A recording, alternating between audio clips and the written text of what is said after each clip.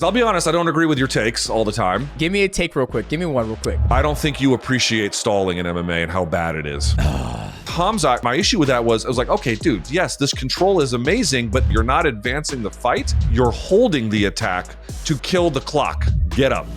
That's my view. Get up. You know, you have your platform. I have my platform. If somebody does something that you don't agree with, you're like, that guy. Like, I'm not going to follow his story. I mean, why? I mean, let's look at our good friend, my good friend, MMA Guru. Yeah, he loves me. Speaking on the Ali act, when I looked at a list of the athletes who were on it, I saw Forrest Griffin was on there. I was like, damn, Forrest, they got you too. Dude, these guys who've never competed with the UFC, they have no idea what they're up against. I know. Oh, it's 15-time world champion, Demetrious Johnson. You're listening to the MIGHTYCAST. What's going on, guys? This episode of the MIGHTYCAST is sponsored by PrizePicks. Now, PrizePicks is daily fantasy sports gameplay directly from your phone. It's very simple. Get on your phone, go to the App Store, download PrizePicks. When you do that, use my promo code MIGHTYCAST. Cool promotion going on right now. You play fighters, get $50 in your lineup. And the amazing thing about PrizePicks, it has so many sports on the event board you can pick from. NFL and, ladies and gentlemen, NBA is started. They have the max discount. Stephen Curry, all he's got to do is land one basket and you're going to get a free W. And they even have UFC 321 right around the corner this Saturday. Surgan taking on Tom Aspinall. They have takedowns, rounds, significant strikes. Just locking the picks at the right place, which is PrizePicks. Now, shout out to PrizePicks for sponsoring this episode of the MIGHTYCAST. Let us enjoy this chat with the great Luke Thomas.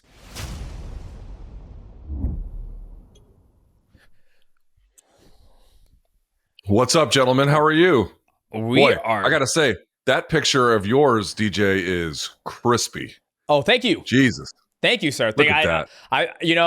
I haven't fought in a long time, but I try to, make it look nice and crispy. Hey, could you have more awards in the background? I don't think there's enough I can see right there. There's a lot more belts in the closet, but I thought this was fitting for, to try to let people know I'm legit. What's going on, ladies and gentlemen? Welcome back to another episode of the MIGHTYCAST, and I am joined by one of the best men in the business when it comes to breaking down everything in not just mixed martial arts, but, boxing, MMA, and even, the logistic things that are going on with the lawsuits and, where the sport of mixed martial arts is going. Please help me welcome in Luke Thomas. How you doing, brother?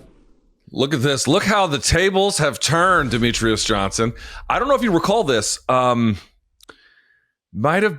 trying to remember the first time I interviewed you, and it was, at least I believe it was in person at Nova MMA. This will be in Arlington, Virginia. Wow. And I think this was when you were competing on the same, I think you were fighting Dominic Cruz, and you were doing like the media day there at that event. Yes, I remember it was playing. Now look at you. You've blown the fuck. I mean, you were already obviously famous before that, but like now in this new thing, you've blown. Congratulations, you've earned it. Like you should be very proud of yourself. Thanks, man. Yeah, thanks, man. I appreciate that. And I'm proud of myself. I still want to achieve a lot more in this space and other spaces.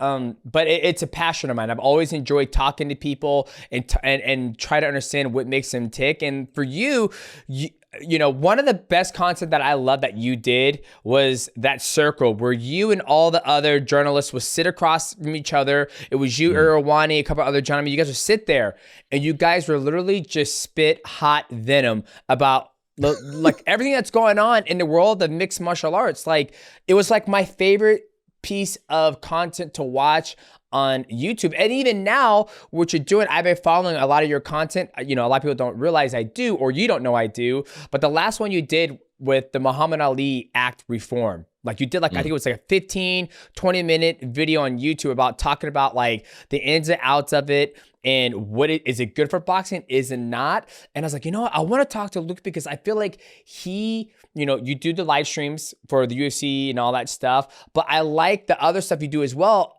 basically about the Ali Act. And let's start there, okay? Okay.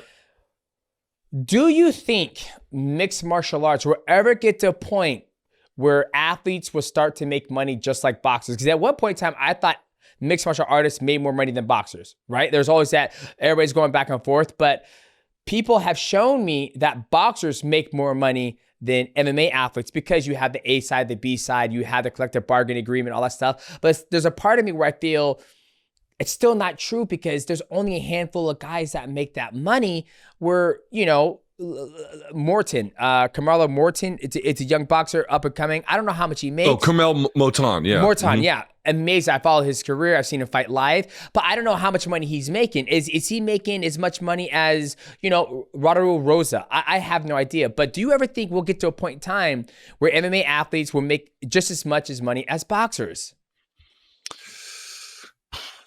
The answer might be yes, but maybe not in the way you might imagine. So first of all, what does the preponderance of the evidence show? I mean, I don't think it's even preponderance. I just think it's overwhelming at this point. MMA fighters simply do not make as much as boxers, not in every category, but in virtually all of them. People think it's strictly a function of the headliners, like, obviously a Canelo or something is going to make more, but it actually extends far beyond that. There is something to be said for some part of the UFC lower middle class section. I don't mean where they come from. I mean, like, where they fit into the athlete profile. Yep. That they might make a little bit more, but in general, it's not that way. In general, the boxers make more, and it's really not an accident, right? It's the way the market is set up and it's the way the rules are set up. So MMA fans will know that the federal government does not regulate MMA. The states do. So California has rules, New Jersey has rules, but the federal government has no rules. That is not the case in boxing. And in boxing, it is sort of designated that there are rules about what kind of contracts you're allowed to have. So a promoter, for example, cannot say, hey, if you want a title shot, you have to sign with me. You cannot do that in boxing. It is forbidden, whereas it is absolutely something you can do. The rankings are independent. The promoter doesn't control the title. The athletes have auditing rights. And so what ends up happening is people make this argument like boxing is broken, and it is, right? But what you have to really wrap your mind around, and this will bake your noodle a little bit, it was broken on purpose. It was not broken people think it's like, oh, this is a very inefficient way to run a sport. And yeah, it is. Like, if you were trying to do like smooth sport, how to run an organization, would you ever run it the way that boxing is run? Of course you would not, right? Where this entity owns the titles and this entity does the rankings and you're the promoter and you can't do that. Like, no one would ever do that if you were trying to make it like as streamlined as possible. But it's done to create basically a separation of powers so that one of the end results ends up being, and we know this from you mentioned the lawsuit, we know this from the lawsuit, inside that lawsuit, they have expert testimony from Bob Arum. This is the guy behind Top Rank. Yep. He promoted Ali, he promoted, everybody. Lou DiBella, another top level boxing promoter, as well as Oscar De La Hoya. And what that shows is that the headlining act of any kind of event takes about anywhere from 60 to potentially even up to 70 or even 80% of the total amount of money, because it's set up in a way where they cannot sign coercive contracts. Guys can be free agents every 2 years if that's what they want. Essentially, the system is set up so the promoters have to bid on the services of the boxer, not the other way around. And listen, there can be an argument to be made that say, well, okay, but there's got to be a cost to how inefficient boxing is in terms of people being aware of who's that guy, like that guy's a champion, but that guy's also a champion, and they're a champion in the same weight class. Doesn't make any sense. There's a certain kind of, again, argument for streamlining a sport, which you get in the NFL. There's one major title. It's essentially a monopoly. But the difference is those athletes have protections. They have a collective bargaining agreement. They have a system that ups their pay by virtue of teams within the league competing on their services. You don't have any of those things in MMA. So if anybody asks, like, again, exceptions here or there, yep, in general, who makes more? Boxers make more, and it's not an accident. It's the way the system is set up. Now, do you think that system can work well in mixed martial arts? Because for me, I don't want to say I'm a hardcore boxing fan, but I follow some boxers.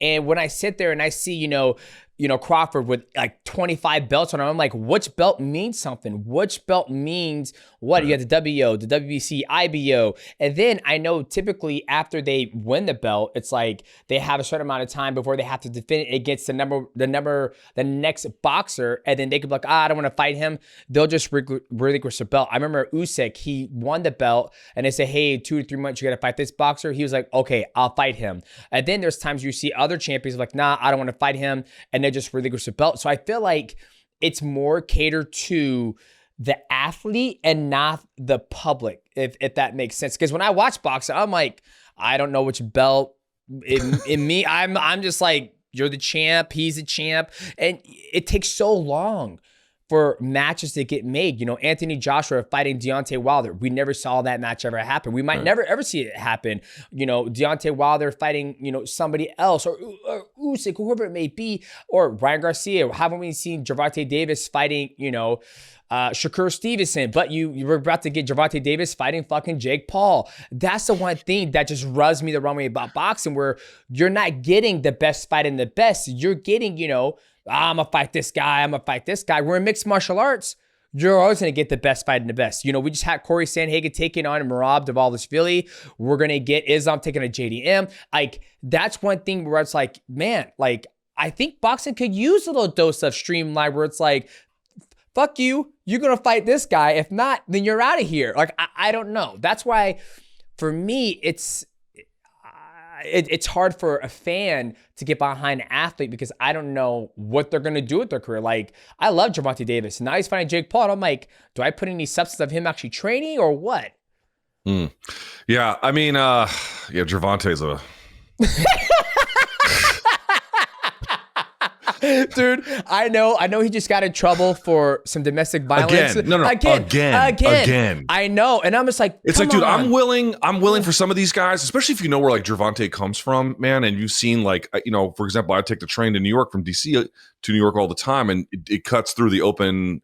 It's underground and part of Baltimore, but it's mostly above ground, especially as it leaves the city. Mm-hmm. You go by these just row homes of just like there's nothing there except, you know, a stray dog and broken glass. It's like, it's really messed up. And if you know Gervonta's backstory, it's like, it's amazing he hasn't gotten into more trouble. But the fact that he got into trouble again after going to fucking jail was like, dude, you're fucking hopeless. But okay, putting that aside. But it doesn't make sense to me because, you know, we all come from different walks of life. And for me, I would think that you want to be inspiration to let people know, like, hey, yes, I came from hard times, and maybe he's struggling and battling some things, but it's like, hey, I came from hard times. Let me be a light, a beacon for people. Like, okay, guys, let's step away and let's all try to do better. Let's try to be somebody that we didn't have when we were growing up, right? And then that's what I try to gain inspiration from when I look at these athletes who come from hard times. They're in a position where they made it. He's got all the money in the world. There's no reason for him. You know, if you're having a hard time, leave the room.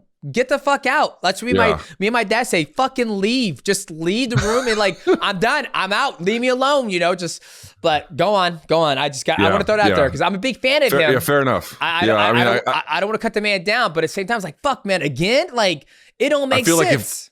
Like if more athletes had your attitude, we'd have fewer of these conversations, you know? Yeah, that's fucking true. Yeah. Okay, so let me challenge what you said at least a little bit. I think that there's certainly a great degree of truth about what you said, but it's a little overstated. So, okay, do the best, fight the best more often in our lifetime. Certainly, you know, covering your era and then the subsequent eras. Has it been true that the best fight the best more often in MMA than in boxing? Yes, that is certainly true. What I would say is it's not as true as people imagine it to be.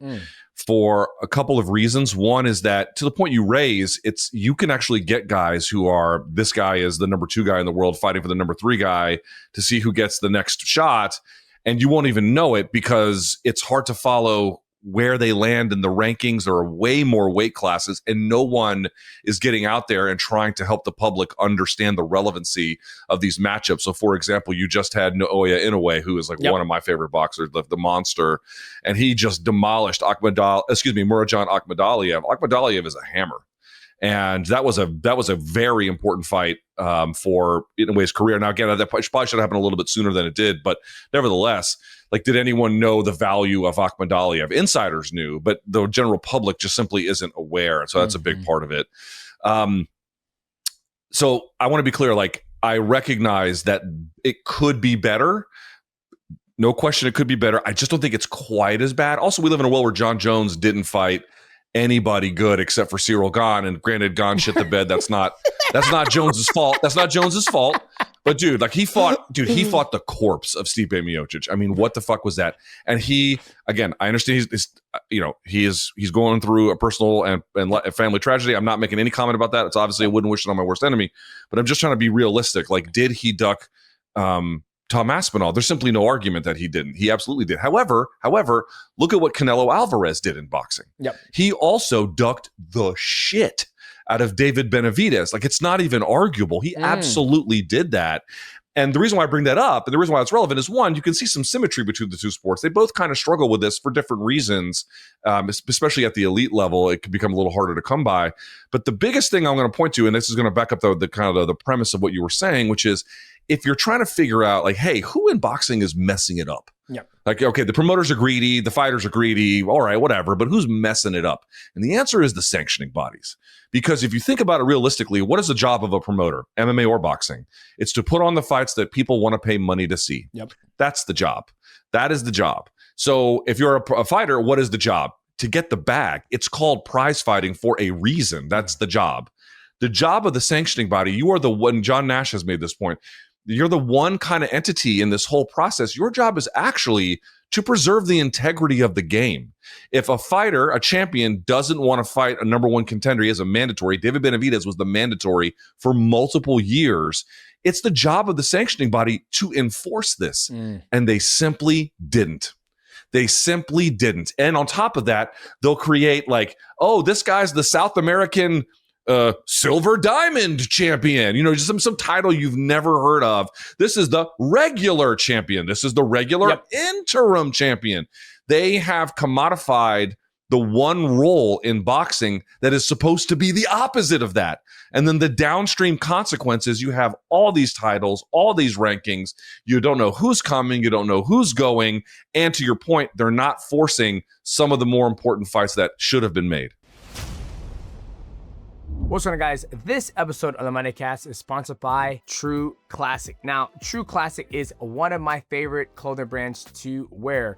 It feels good and it also looks good. Now, I'm an athletic build. I'm 5'3", got big shoulders, big biceps, and it comes tailored right out of the package to my body type. Now, like I said before, typically I am a medium, but when I buy a medium in regular clothes, I am swimming in it. So that's why I like to use True Classic, because it comes fitted, tailored right to my body right when I get it from the package. And it is buttery soft. The wife loves it and all the friends love it as well, because it has truly a classical look on this body. And you guys can find True Classic on Amazon, Sam's Club, Costco, and even Target. And you guys can also go to trueclassic.com/mighty, and that's going to get you the right place where you can hook yourself up with some brand new True Classic premium clothing brand. That way, when you're starting, the winter time off, September, October, November, December, finish your year off with a bang, boys.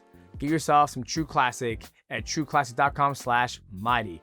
Shout out to True Classic for sponsoring this episode of the MIGHTYCAST. Now, let us get back to our guest.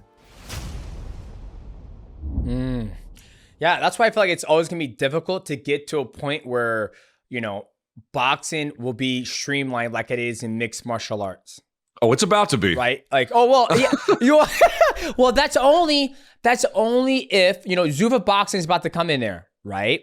And, I listened to the conference call about the UBO, how it's structured, how it's laid out. Like, you have this UBO, you have this UBO, this UBO, no other. If you're inside this UBO, let's just say it's UFC's UBO, then you have like PFL's UBO, and they say one championship. Kind of like what it is right now in mixed martial arts. If you're in this pool of the UBO, you cannot fight anybody in this pool of the UBO, from my understanding. Now, correct. I remember there was somebody on the call stating that, if you would ask him 10 years ago, would HBO and Showtime and Cinemax walk away from boxing? He would say, you're crazy. It's a moneymaker. But fast forward 10 years now, HBO, Cinemax, Showtime, I don't even think Cinemax is around anymore. Great Hotel Erotica, by the way, if you guys were born in the 90s. But back on track. If you told him that it was going to be gone, he would thought you were crazy. And now it is gone. Now you have DAZN picking up fights here and there. Now you have, Netflix doing these one-offs. But the one thing he brought up, he was like, you look what the UFC's done. UFC's been on the streamline, taking an athlete and made him a star. Look at Sean O'Malley, look at Marab, look at all these guys. And look at the deal they just signed for $7.7 billion. I'm all ready to sign up, because with the UFC model, how they streamlined everything, I think this is going to be good for boxing. So, do you think if they did streamline boxing, do you think it would be more obviously the boxers won't make as much money, but do you think it'd be more streamlined and the public would have more of know who is who in boxing? Do you think it could take boxing to a different level, as in stardom and like, because the athletes are already making money, right? Yeah, this is where of course, this is where it comes to, who are we catering to? Are we catering to the audience, or are we catering to the well-oiled machine? Right? Like that's the question. Like, who is this going to benefit? Right? Like the $7.7 billion deal for the UFC, who does that benefit? Does that benefit the athletes? Does that benefit the machine behind? When it comes to boxing, who is it going to benefit? So these are great questions. These are, and I think the central ones too, right? Like these are the ones that kind of define how everyone is supposed to interpret all of it. When you say, is it going to be good for boxing, or any sport, my answer would be, well, okay, but the sport, it means many things. The question is, good for who? Yeah. And what I would say is, let me answer this question by like asking you don't have to give me a long-winded answer. In fact, the shorter the better. Yep. Why is heavyweight in MMA today so bad? What would you say? Not enough talent. Okay, I would largely agree with that. Not enough talent. Yeah. Now, that's a bit of a global problem, but it's a problem nonetheless. I don't have evidence to prove what I'm about to tell you, and I want to be very clear about that. I'm going to put together a couple of thoughts that I think are connected. I leave it to you and your audience to decide whether or not that is true. But I don't think it's in any way a coincidence that heavyweight, for example, is quite bad. Again, when you were champion in the UFC, heavyweight, like, dude, Kane and Josh and JDS. And it's just insane, the level of talent. Pro Cop. It's just on and on and on and on. And why has that fallen off? There was some data recently published by Tapology. This is an online place that you can look up fighters' records and event listings. And basically what they have said is, in the top 3 markets, US, Brazil, and Russia, what you're noticing is year over year, and it's been going on for several years at this point, the overall global amount of MMA events are declining. They are declining in number. They're going up a little bit in Japan. I don't have any data for Europe. They're probably up in Europe. But in the biggest markets, they are declining. Now, there could be many reasons for that. But one of the reasons I'm going to offer is that if you are a heavyweight of any considerable skill, even one who might have done wrestling at an elite level, if you don't really believe that there is enough financial incentive to get into MMA, are you going to do it? Like, if you had A-plus athletes who wrestled, who's the guy who beat Gable Steveson? I forget his name. In the NCAAs. I forget his name. Yeah, same. He was an Oak State guy, I think. And he beat him. He's not going into MMA. Maybe he will eventually. I know Gable Steveson is, after, flailing around the NFL a little bit. The point I'm trying to make is, I do think that there are long-term consequences to underpaying athletes relative to market expectations, and frankly, a more equitable split. And I think that has damaged, again, I cannot prove this, but I believe that has damaged MMA standing. So the point you raise about, could it be better if you have a unified boxing brand that everyone can go to and go, oh, that's boxing. I thought boxing was all this mismatch, blah, blah, blah. It's hard to follow. It is, admittedly, again, it's not a system you would create if you thought that was the smoothest way to do it. However, as we sort of pointed out, central to that system is protecting the rights and the interests of the guys who have the most skin in the game, the guys who are getting brain damage. That's why it's sort of tilted in their favor. I could imagine a world where you get some short and even medium-term gains from having a simplified system. But that system is designed to control and limit the amount of athlete compensation that is available. That is not just a way that the system works. That is why the system works the way that it does. It is designed to draw in the industry and then control what kind of athlete compensation is meted out for the rest of the brand. And then again, there is some benefit to the public more broadly to do that. But long term, if people don't believe that they can get the kind of financial returns from boxing that they once could have, or that they think the damage in the brains is worth their time, what does that do long term? I think these are bigger questions we should be asking ourselves. Speaking on the Ali Act that the TKO and the UFC are trying to remove, they just pushed the legislation, voted 6-0. So it's going to be moved through. It's kind of crazy that this meeting was supposed to take place in December, but they had an emergency meeting that got pushed super soon. Well, it just happened. And when I looked at a list of the athletes who were on it, I saw Forrest Griffin was on there. I was like, damn, Forrest, they got you too, right? Like, can you explain to the audience what this means? Yeah. So what ended up happening is the California State Athletic Commission, which is, there's a question about which commission is the most important and the most preeminent. The answers have historically been New Jersey, Nevada, and California. California has historically been the state that, even relative to Nevada, believe it or not, does the most amount of volume of boxing and MMA shows. So you can argue that they're the most important, or certainly one of them. And what you have here is the commission 6-0, as you mentioned, all of them voting in favor of recommending this legislation. Now, it's still sitting in a House committee. It has to pass committee. It has to go to the floor. It has to pass the Senate, and then ultimately go to the president's desk to become law. So we're not there yet. But like, this is actually a fairly pivotal and important step. One of the ways in which, I mean, there's many ways you can look at the UFC and understand that it's a monopoly. But one of the ways you can really tell is on this side with something called regulatory capture, which is where it used to be the case that, you know, when you think of like an athletic commission being designed and created, it's designed to, of course, you know, the promoter has to come there and get a license. You have to have a cornerman's license. You have to get a fighter's license, right?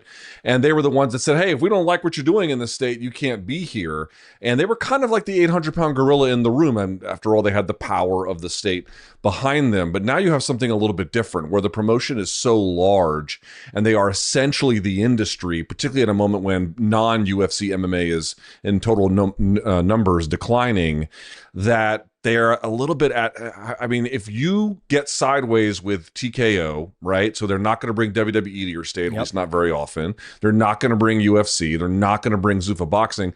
You risk damaging your state pretty significantly, because one of the ways in which a commission draws revenue, in fact, a very important way, is they tax the promoters who come through as a consequence. I bring this all up to say, what are they doing with this? They are manufacturing consent. And what I mean by that is they are agreeing to this, both, I think, as a way to preserve the commission's ability to have future shows there, but more to the point, to lay the groundwork so that when these hearings start happening on Capitol Hill for this legislation, the proponents of the legislation can say, hey, look, we got the California Commission to say this is tremendous for the industry. In fact, you might even see them end up testifying in committee. It's a way of saying, we're going to lend our credibility, we're going to lend the power of this body to say that this legislation is good, even though the way in which, as you indicated, they passed it, they rushed the meeting. They did it once earlier, and it was a disaster for them because all of the people who spoke were negative about it. They held a meeting to discuss this behind closed doors. They never released the minutes. They didn't say who they spoke to about it. They just kind of said, hey, we're done with it, voted on it, let's move it along. And I think what they're trying to do is make the public, or at least make the lawmakers, believe that there is a groundswell of legislative and frankly fan support for this legislation, even though I would submit that there really isn't. Yeah, and I think the crazy thing about this is, like, you know, a lot of people don't understand that the Muhammad Ali Act gives the fighter the opportunity to see what's in the books, right? In mixed martial arts, that's not true. Obviously, there's more things that the Muhammad Ali Act does, but that's like the biggest thing. It gives the athletes the opportunity to look at the book to see what's going on, right? And you get actually a fair share of the pot. And the first thing that's thinking to me is that, like, that's never been done in MMA. And now that the UFC wants to get into boxing, why can't they just go, you know what? We have a boxing league. We don't have to, you know, respect or play by the rules of all the rich history that's already been there from Oscar De La Hoya, Ed Hearn, Bob Arum. We don't want to be part of that. This is our own thing. We don't need, PBC doesn't have a televised deal right now. We have Paramount. We got $7.7 billion. We don't need the history of boxing. We're starting our own thing right now. Zuffa Boxing, the UBO. If you want to fight for us, come fight for us. If you don't, you can stay in that broken system. You can stay in that system where there's not a lot of places. It's Netflix and DAZN, right? It's not HBO, Cinemax, Showtime Boxing. Those days are long gone. So why can't the UFC be like, we're just doing our own boxing? Like, we don't have to worry about all the rich history that boxing has already. But if you want to fight for us, this is the guidelines that we're going to do. Just essentially like they did in mixed martial arts. Well, that's kind of what they're trying, except the way in which they're trying it is weird. I mean, I would just submit to someone, this last show they did, the Canelo Crawford show, that was done under normal boxing regulation. Did it look to you like they were having a hard time making money? No. Didn't look that way to me. And that's just done under normal competition. I mean, dude, what else screams monopoly in this particular case other than UFC has been kind of waiting to get into boxing and then, by the way, they waited for a very good time, but waiting to get into boxing, and now they're going to get into it, but really only truly if, and I think they suspect that it will, you can just change the rules so that they don't really apply to them. To be clear, the amended this new act that they're introduced, it's the Muhammad Ali American Boxing Revival Act. And what it actually says is, kind of interestingly, it doesn't really overturn the Ali Act. The Ali Act, in practice, stays in place. But what the distinction is, and the rule that these laws are attempting to pass were clearly written by lobbyists. It basically says it doesn't say this in the language. I'm like kind of translating it for your audience. But it basically says if you can be a little UFC inside of boxing, you don't have to obey the Muhammad Ali Act. You can actually get around it. You'll become a special designation, what's called a UBO, a Unified Boxing Organization. So if you can train fighters, meet a certain insurance threshold, do your own anti-doping, all the things that UFC can basically only and already do, then you get all these exemptions. And that's important because you get exemptions from coercive contracts, you get exemptions from, you can hold your own titles, which a boxing promoter cannot have its own titles. In MMA, it's the UFC heavyweight champion, right? Yep. And a series of other protections that the Ali Act, you just circumvent the whole thing. But all the other promoters, and by the way, understand why this is important, guys like Eddie Hearn, they're taking home, I'm going to estimate, somewhere around 30% of the total event revenue. The rest of it goes to the headliner and then the other boxers on the card. They're taking home a much smaller amount. So they don't have the same amount of money to pay for an anti-doping policy in-house, or to pay for insurance, or to pay for a performance institute. They keep less, they have less. So you might be asking, well, can other people form UBOs? Well, yes, but that requires meeting a fairly difficult arrangement of qualifications. More to the point, by law, if you were signed to, let's say, UBO X, you can't compete with anyone else. Yep. You can't compete with anyone else in a different UBO, or you can't compete with anyone who's not in a UBO at all. You can only compete with the people who are in the exact same UBO as you. And I would just humbly submit, how many people have said, the problem with boxing is there's not enough division between people who won't fight one another. We need to introduce more of it. Well, it's what you're going to get. Wow. It's crazy. The fact that this is being passed, there's two sides of me torn where, I am in the MMA AFA, the group where they're trying to make amends. I was on the first call during California when they had it, and then I wasn't on the second call. But what kind of I feel is going to break the camel's back is having ex-fighters approve the bill, right? Yes. I feel when you have all the guys who are in that group, mostly retired, they're trying, the Carlos Newton, he's trying to, Rob Macy, absolutely amazing guy. They're trying to make the changes so that they don't pass this law to reform the Ali Act. But then when you have current, not current, but you have ex-fighters who are also on board, that just is, when you have, the fighters fighting against each other, then you have the other people on the same side, I feel like it's just bad news bears, right? It's I feel that's where I was like, we're fucked.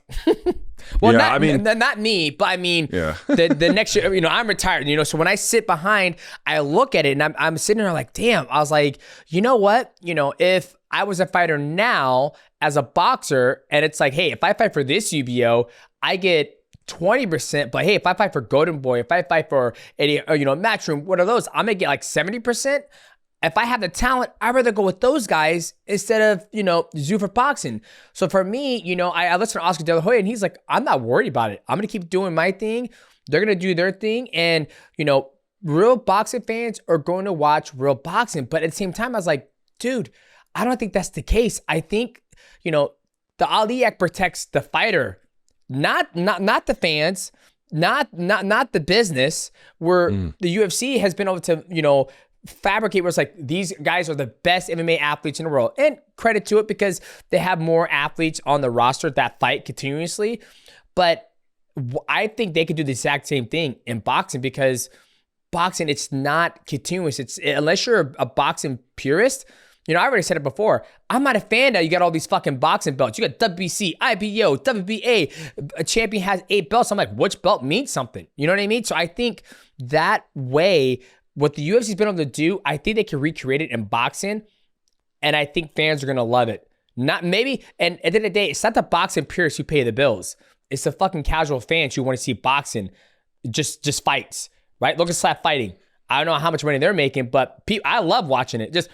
I love watching it. I'm not gonna sit down on a Friday night and watch it, but when I go to my Instagram feed, I see it, I love it, I laugh, I go to the next thing, right? So I'll be curious to see where this goes. Like, I don't know if it's going to be, obviously it's not good because I want to see athletes make more money, but the fact that you have ex-fighters signing off on the bill and you have them pushing it 6-0 vote, then the next scene, and then when you said it's got to go to the president, come on now. We already know Trump and Dana are cahoots. And also, Luke, I don't know about this. Like, the legislation was introduced in a bipartisan manner. Technically speaking, it was a Republican congressman, I believe, from Georgia, and then Sharice Davids, who was a Democrat but a former MMA fighter, I believe, out of Kansas. They're the ones who co-sponsored the legislation, but like, who has a majority in the House and the Senate, and then of course the presidency, who occupies it. It's all the same party, right? So if you can get this in before the midterms, this essentially almost becomes a formality. In fact, my prediction would be as follows. Just to be very clear about this, I think it's going to pass. I think there's people being like, oh, listen, any process like this can be unpredictable. One never knows for sure. But I don't see a strong. Before I even got into MMA, I worked a little bit. Not in politics per se, but in messaging around politics and things like that. And what I realized was that, like, dude, if you don't have a very, very focused, funded, coordinated opposition to any kind of legislation, you're gonna get run over. And this call that they had at the CSAC, there were a bunch of former MMA fighters who called in, who expressed, reservations about it, but there were no active boxers who called in one way or the other. Yep. There was no, Oscar De La Hoya didn't call in. I'm sorry to tell you, I think De La Hoya is about to get swallowed. I think he's delusional. Dude, these guys who've never competed with the UFC, they have no idea what they're up against. I know. They're delusional. They're so out to lunch about this. And I just feel like they're going to get their lunch money taken one way or the other. Yeah, I'll be curious. And it's interesting you said that. No boxing athlete was probably not even involved in it. And it's kind of crazy how the MMA fan base is all on it, or all retired fighters. It's like not Terrence Crawford ain't on those calls. Canelo Alvarez ain't on those calls. But I also feel that it's because I feel in boxing, it's a small... if I can count on my hand how many boxing stars there are, I probably, I couldn't do it. But I can count on my hand, and granted, I'm not involved in boxing, but I can count on my hand how many mixed martial arts stars the UFC has made over the last 15 years, right? Like, I don't know if this is a fair play. I feel like that's why they're willing to push the bill.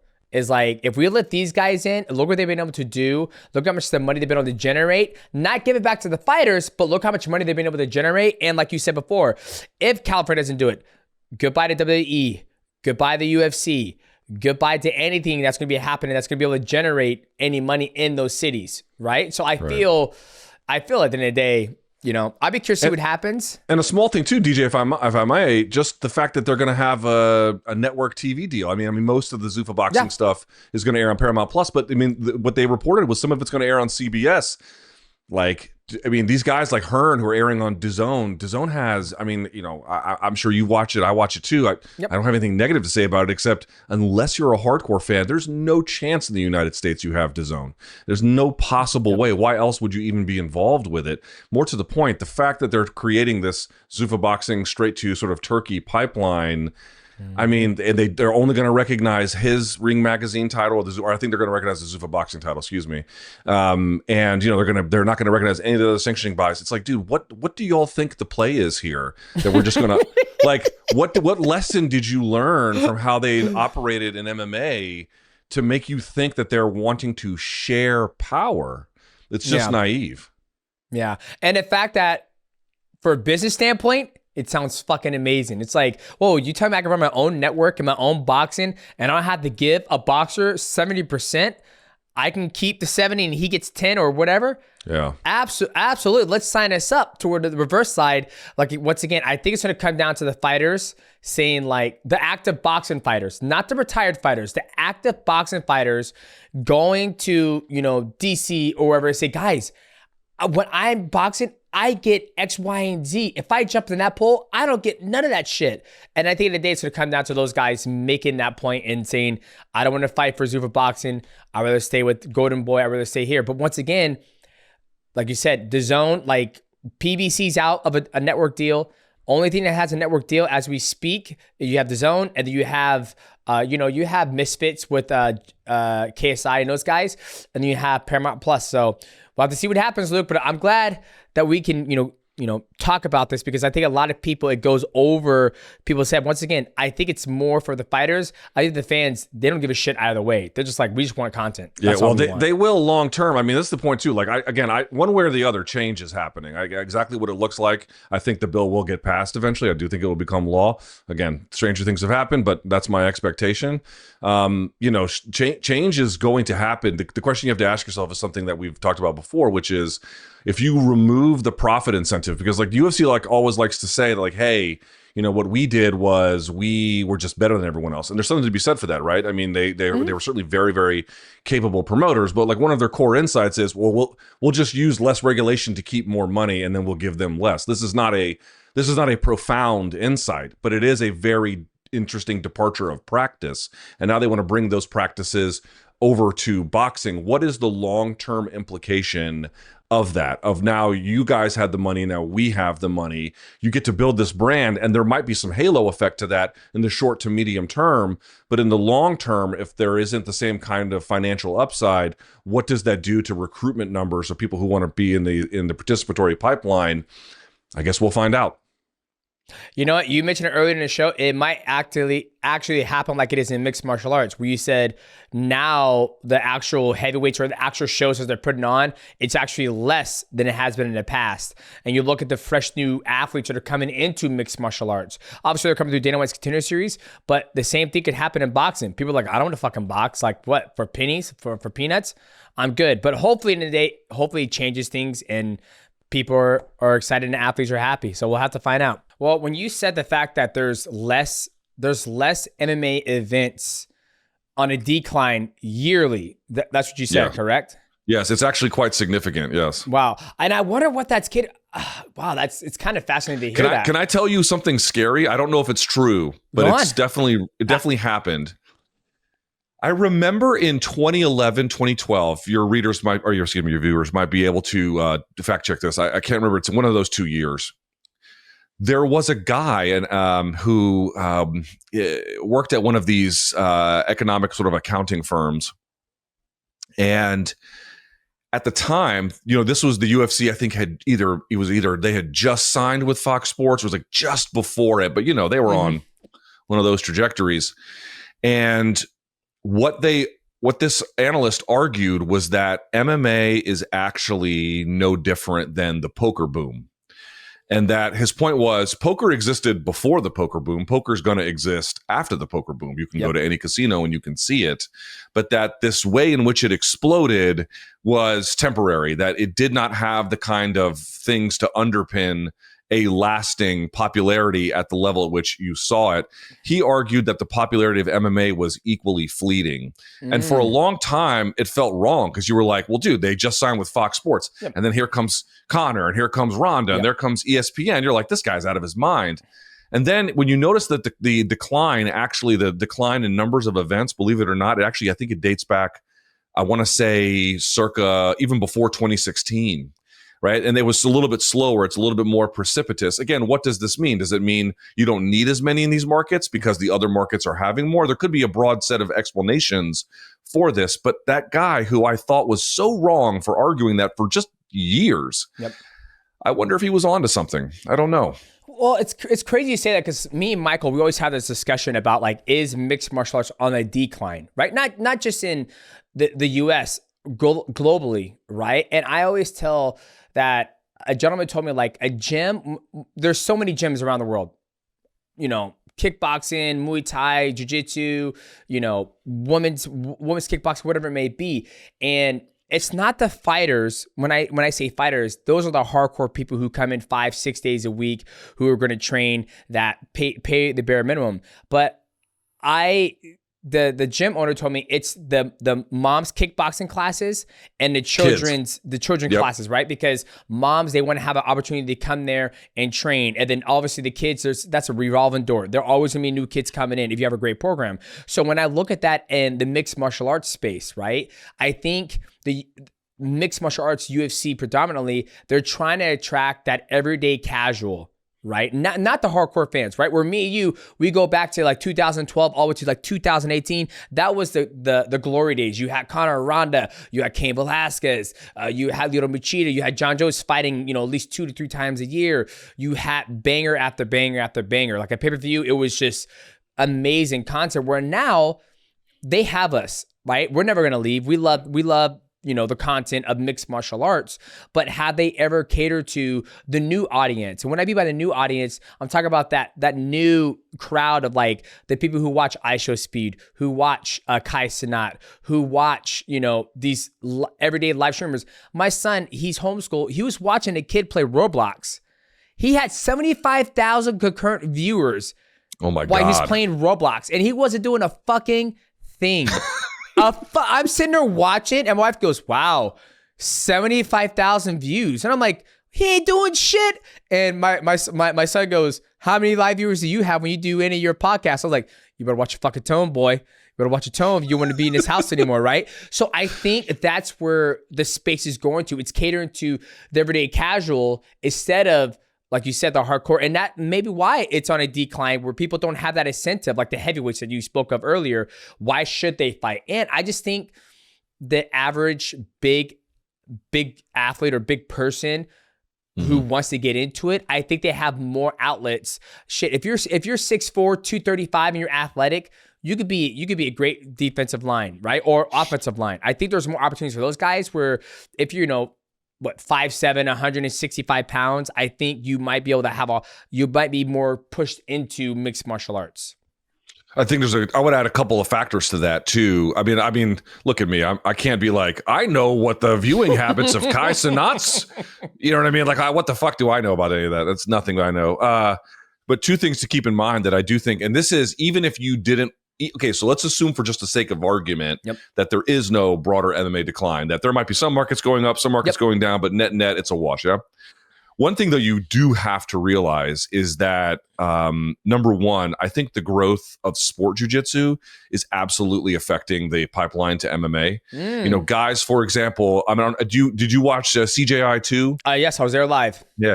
Oh, that's right. I saw you on camera. Yeah. So one of my favorite guys who didn't go very far in the tournament because it was team-based this year is Michael Pixley from Team Daisy Fresh. Amazing. Yep. Dude, his collar ties, his foot sweeps, I mean, his throw-bys, he's like dynamic as shit to watch. He got throws.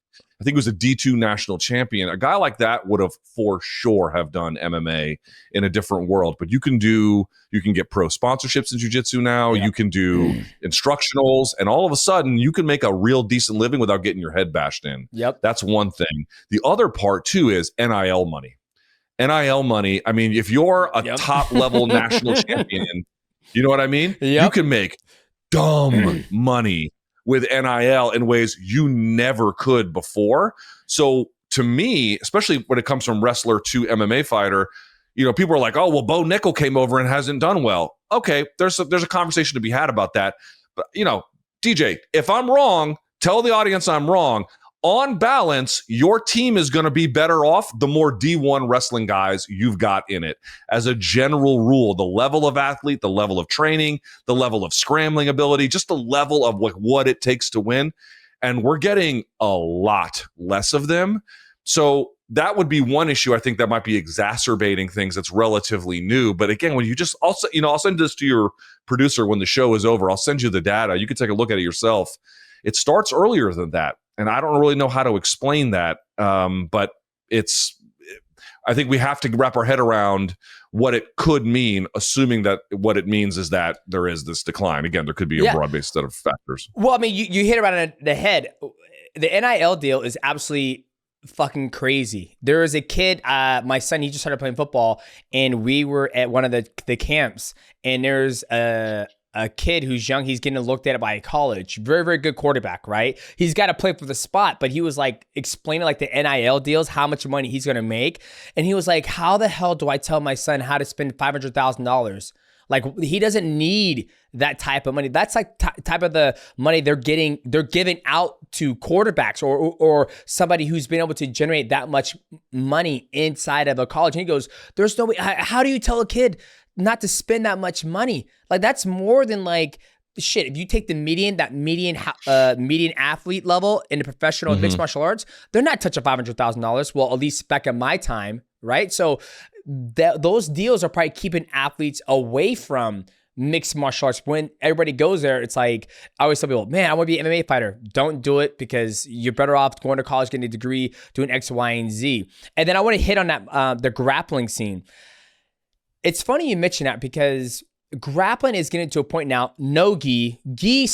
I still think gi is struggling, because I think there's so many rules and intricacies to it where people don't understand it in the kimono. But no gi is getting to a place where, one, athletes want to make more money, right?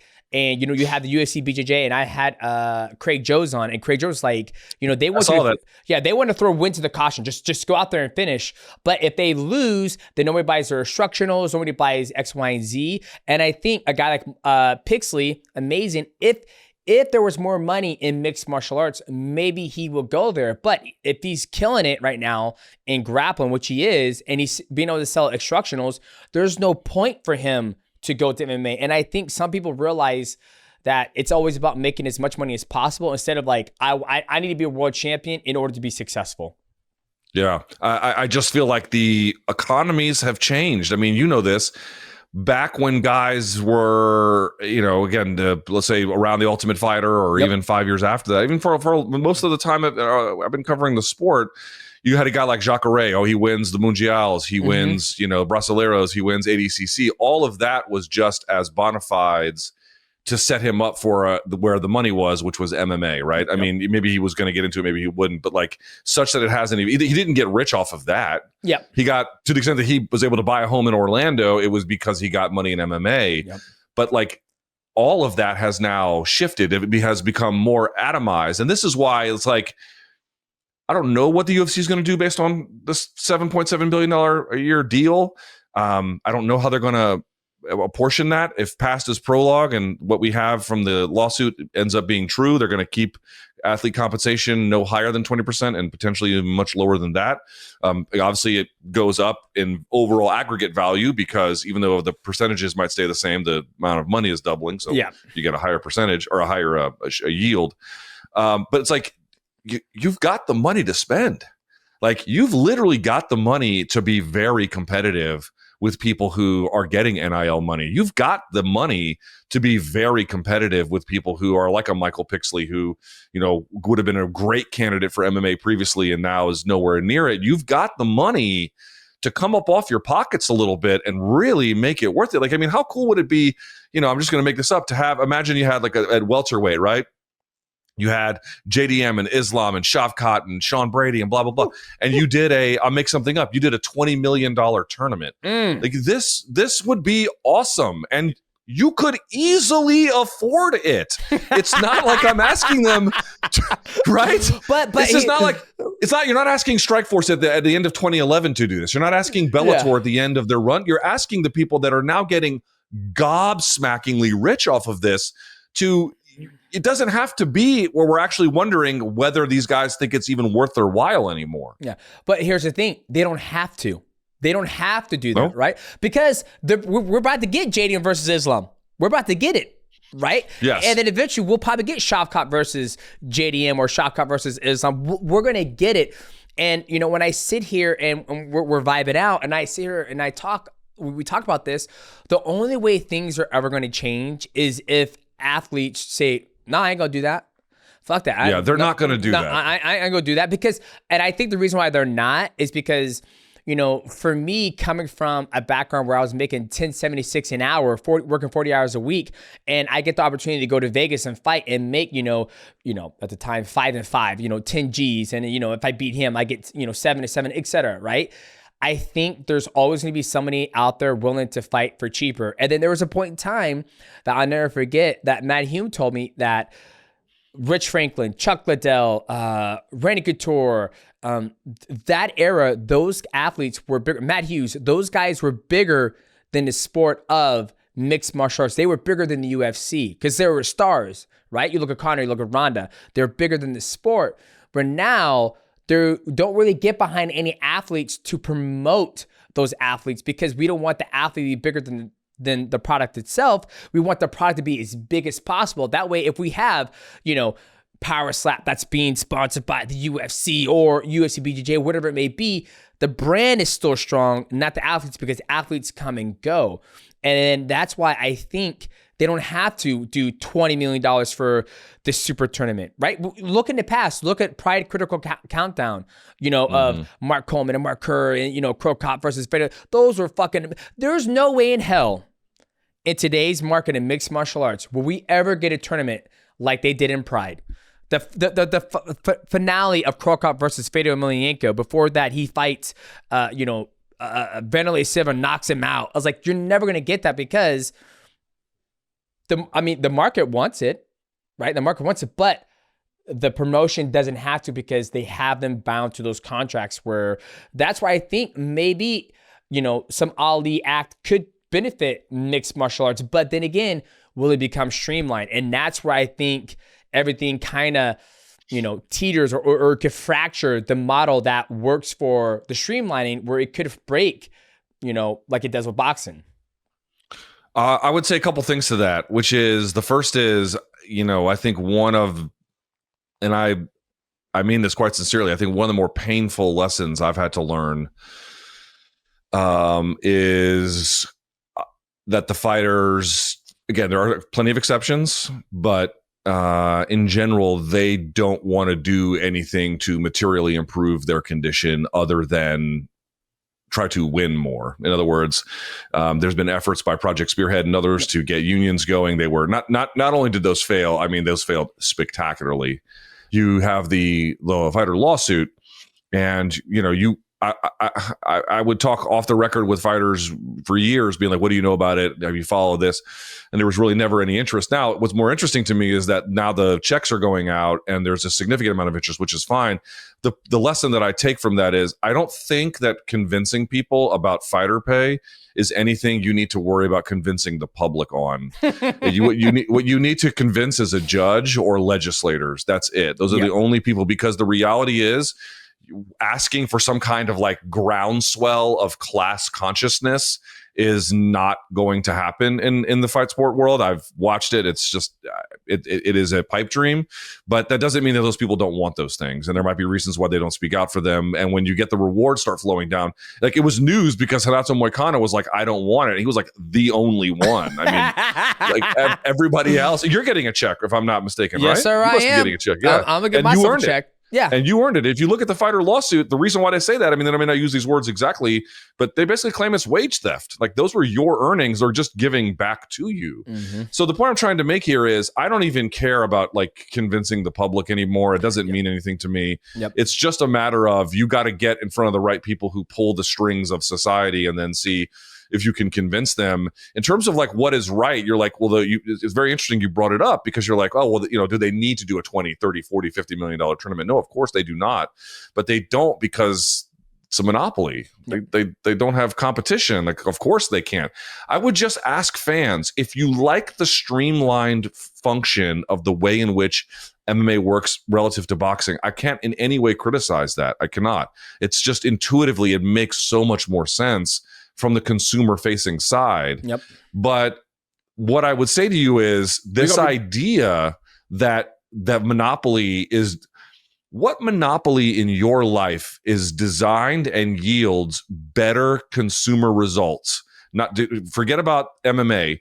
And the only ones you might bring up are the ones that are natural monopolies, like telecom companies or like your power company, or you might say in sports, right? MLB and the various ones that have these, congressional exemptions. But again, two problems with that. One, those guys are employees. They're not independent contractors, and they have a collective bargaining agreement. And number two, those leagues work on a federated system. So, for example, Demetrious, you play for the Mariners.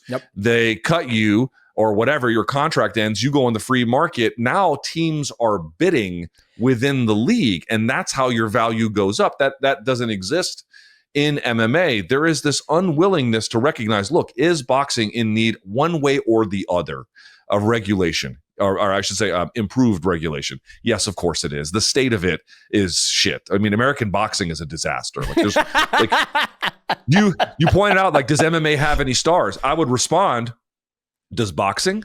Okay, you got Canelo still hanging around. Terrence Crawford might be here, but he's almost 40. Like, he doesn't have much time left.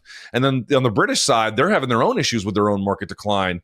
Is Errol Spence a big star? Is Jaron Ennis a big star? Is Lamont Roach a big star? Like, none of these guys are big stars. It's actually a problem more universal. But in any case, the difference there is you're not also dealing with the same degree of what I would call athlete exploitation. So it's just a question of like competing interests, but there are long-term consequences to any system. And it's worth understanding those no matter which preference you have. Yeah. I love when you say, well, go back to, I don't think there's any, I think promotions and entities have realized, let's not build stars. Let's just build the product itself, right? If we could build the product and the people love the product, then it doesn't matter who you put on there, right? I never forget, somebody says, shit, the UFC can put on Ant versus Ant. My ass is going to buy it on Saturday because I love the product so much, right? It's just like when you're talking about monopolies, the one that comes to my mind is like Apple. Like, I love Apple products, like Apple phone, Apple Watch. They have monopolistic practices, but they're not fully a monopoly. Yeah, exactly. Where if they want, I'm sure if they truly wanted to, they could, but then, the U.S. government's going to step in. And then, I mean, you look at fucking Facebook.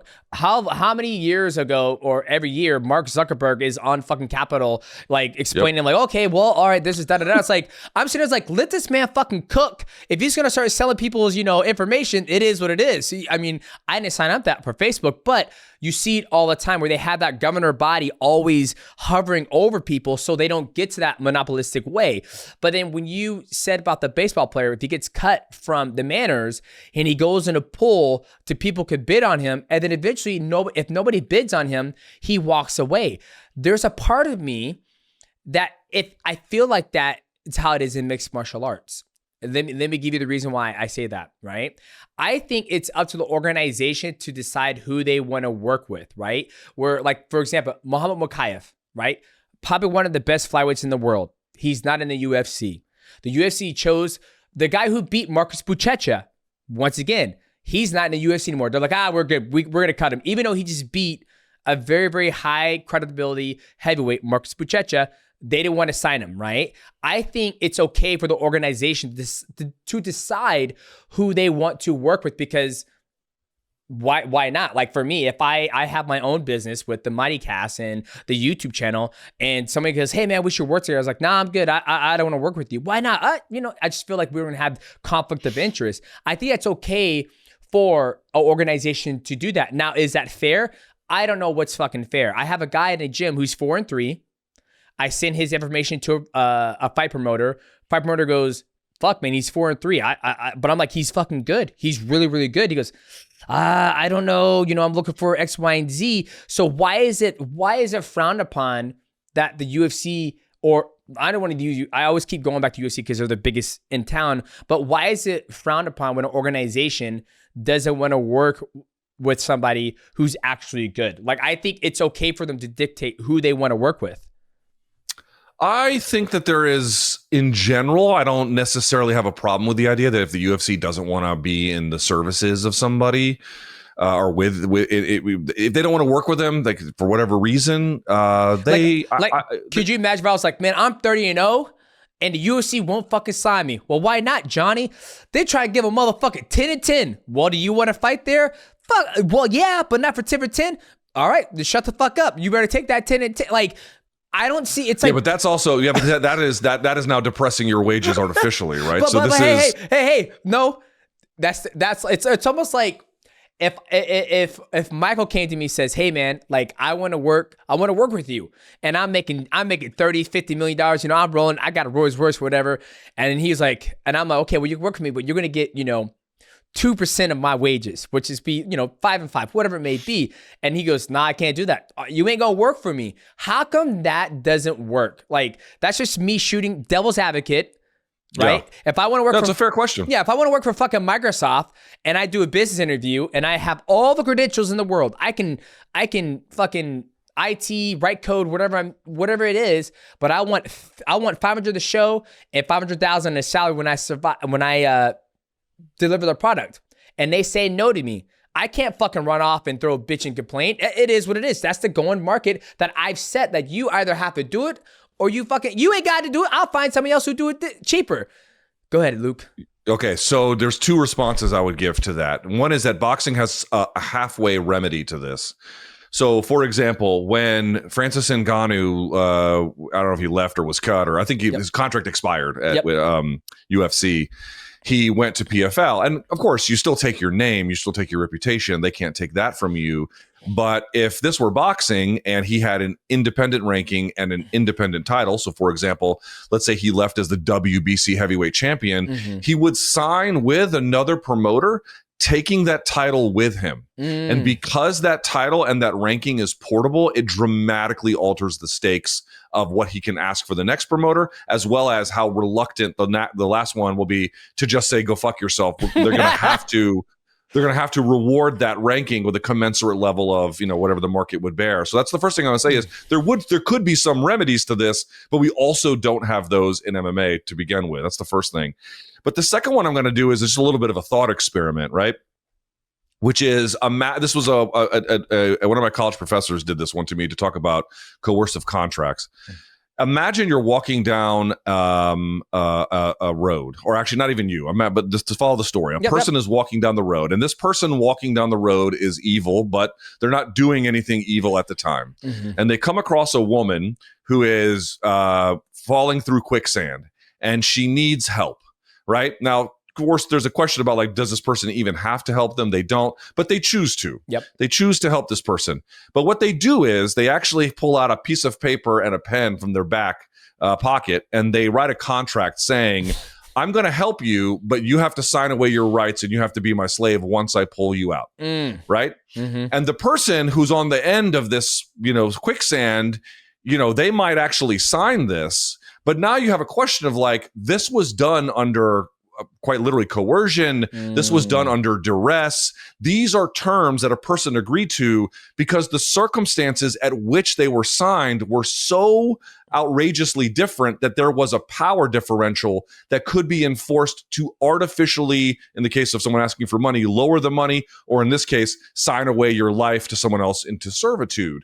The point I'm trying to make is Moicano has made this point as well, which is like, you signed your name on the dotted line. And yes, nobody is in any way asking that you sign something and then just say, go fuck yourself. I'm not going to pay your, hey, Bank of America, I'm just not going to pay my mortgage. Like, it doesn't work that way. You know what I mean? Like, you got to pay the shit that you owe.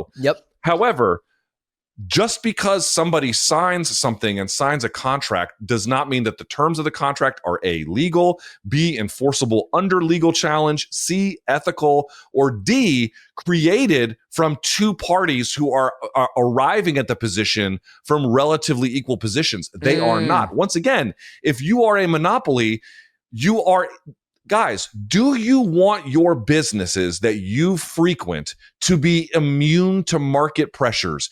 Do you want the local pizza guy to keep turning out shitty pizza because no one else in the city is allowed to make it. Of course you wouldn't. You'd be like, dude, get better at this because the other guy on the other street's going to open up and it's going to make it difficult. You don't want a situation where an entity has no market response because they don't have to have one and they can negotiate from that position. People tend to treat these open scenarios as like, this is the natural way the market, this is the fucking thumb on the scale.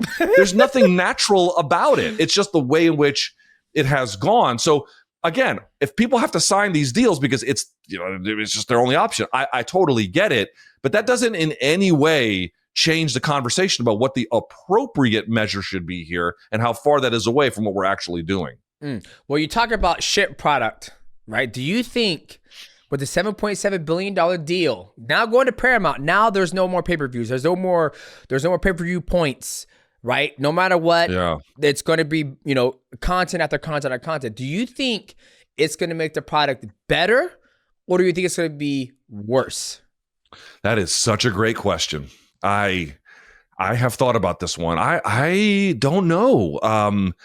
Okay. So first off, for us OGs who have been watching MMA forever, this is a godsend. Just on a consumer level, right? Like how much money I have to pay. The fact that I don't have to pay for pay-per-views starting in January is like, thank you, Jesus. I mean, it's so great. And then, of course, you know, you're going to get all the fight night. I guess we'll see what happens with all the other stuff like Road to UFC and Ultimate Fighter and whatever. I don't really watch Ultimate Fighter, but, you know, Contender Series I certainly care about. I'd be curious to see where it goes. But to have everything there, I'm already a Paramount Plus subscriber. So this to me is like fantastic. On that level alone, it's phenomenal. Now, you're asking about the product. I am open to the argument that before, or is it the current system, that because they had to sell it behind a paywall, that they have more of an incentive to build it in such a way that will resonate with consumers, right? I have a feeling that is how true that ends up being. I don't know, but that doesn't seem to me like an unfair argument. I think the thing you brought up is worth kind of pointing out here, which is you had mentioned it, scale. Yep.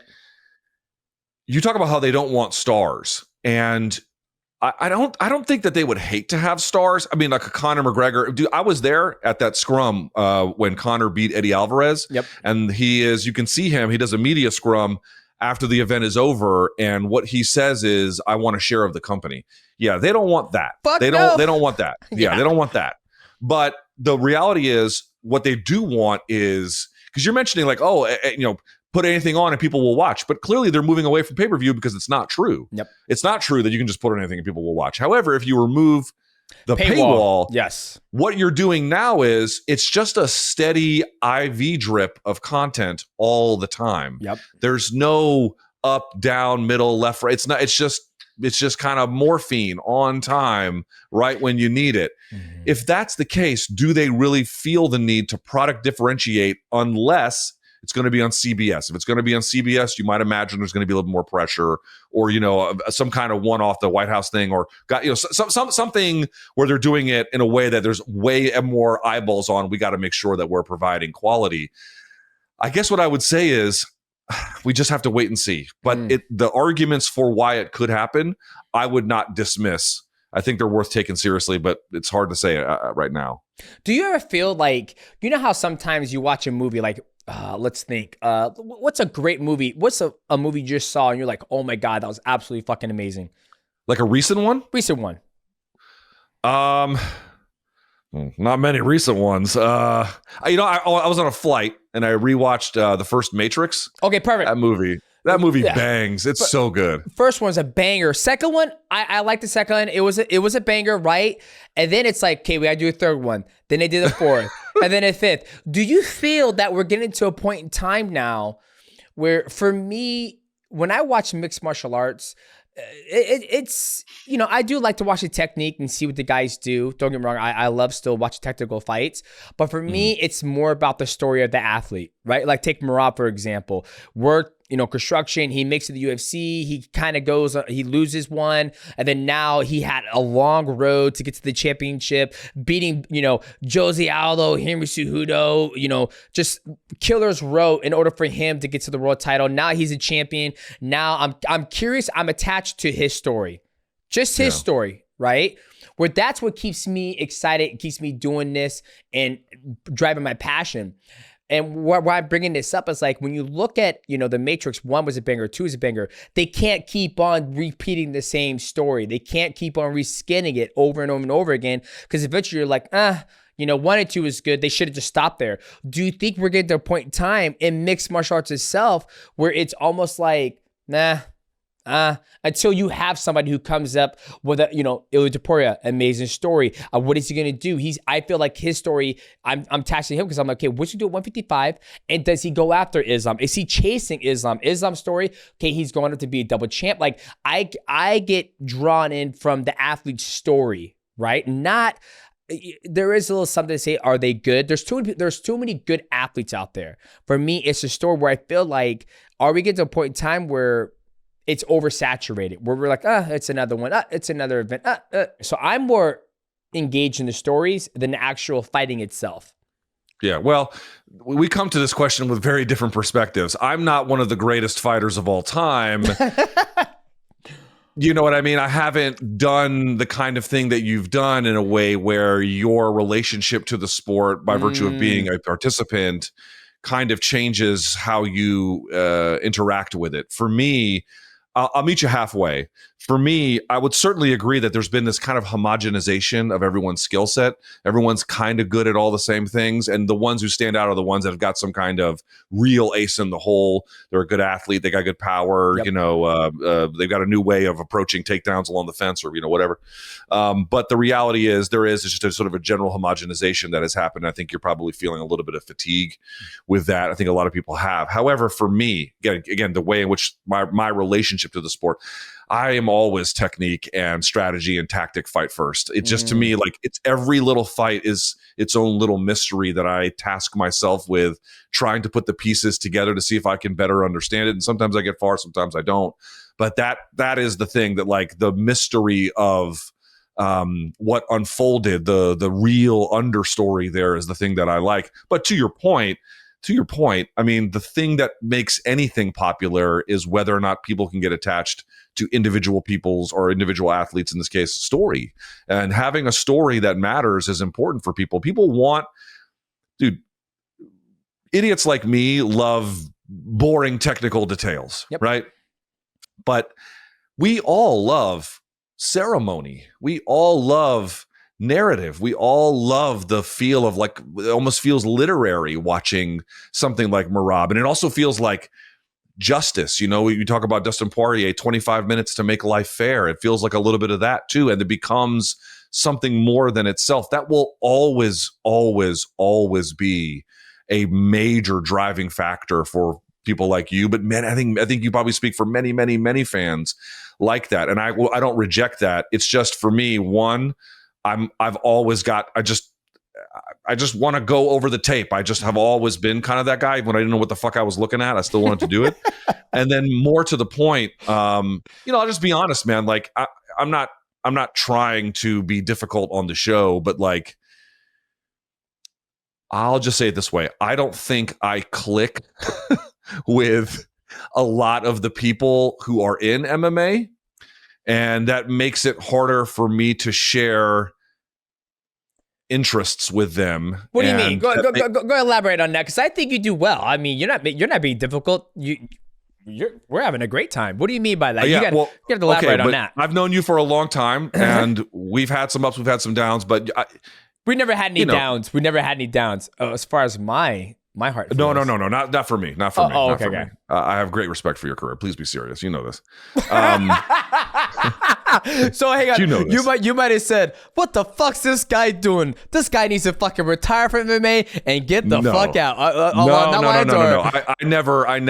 I knew you would handle all that in exactly the way that it needed to be handled. What I mean to say is, dude, like, let's just be honest.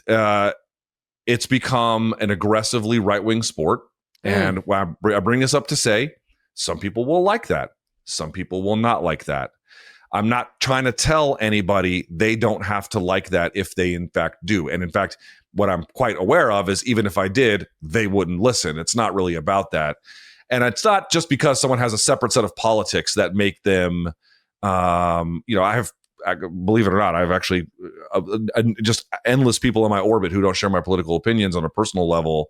It's not even that. It's just that it has gotten to a point where they'll espouse things and say things and then do things that I just don't rock with. And it makes it a little bit harder to for me to personally connect to their stories. But I want to be very clear about this. That's different than me saying you shouldn't do that. That's not what I'm saying. Got it. I only live for myself. That's what I mean. Gotcha. Okay. I'm not going to lie to you. I was like kind of getting lost there, but then once you kind of brought it home, sorry. I was like, no, it's fine.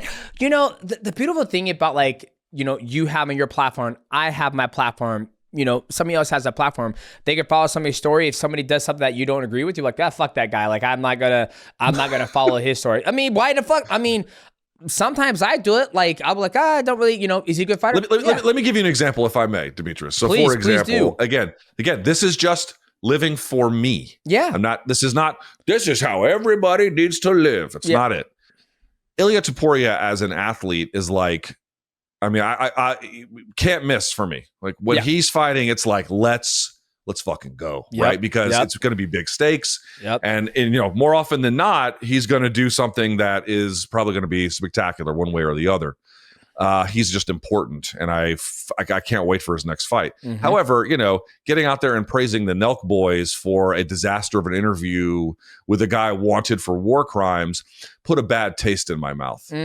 So that kind of thing, it makes it a little bit of friction for me. Yeah, you know, it's interesting because, you know, I understand where you come from, but we've had some discussions about that internally. And for me, I always tell the team where it's like, you know, we could be a fan of them and what they do and how they go about their career, but their outside choices, we can't, you know, it's very hard to follow, essentially. Like, I don't want to throw names out there, but I think sometimes when it's fascinating you say that, like with Ilia Topuria doing that interview with the Nelk boys, I think that's for him. I'm sure that somebody set it up where he can expand his reach.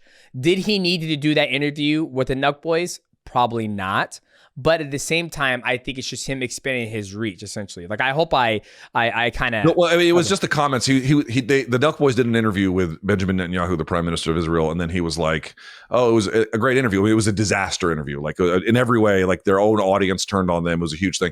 And then it was just weird because Ilya's like, that was a great interview. And everyone's like, I'm sorry, what? Like, what are you talking about? I didn't listen to the interview. Like, you talk about the one that Ilya did with Nelk boys, right? So he did one with them, but in that interview, he praised another interview that they had done with the prime minister of Israel. Again, I don't really mean to bring this into your show, and I feel bad even doing it. No, why? But the last podcast you had with the prime minister of Israel was pretty nice. It was crazy, right? Yeah. We're getting canceled right now online. Yeah? Yeah. Why? Well, a lot of people don't like this shit, and I understand it. Like, there's some people who do, some people who don't. Yeah. I get it. No. The only point I'm trying to make is, when you see something like that, for me, again, and everyone has to have their proximity to the sport has to make sense for them. Yep. Right. So for you, it makes sense to have this interest in their personal stories. And again, everyone to an extent is like that, but perhaps more so than me or others. That's normal. And again, there's gonna be a bunch of fans who are like, guys, I got to tell you, I don't give a shit about any of that stuff. Yep. You know, I'm just a fight fan, true to the end. Totally get it. No problem. But for me, as I get older,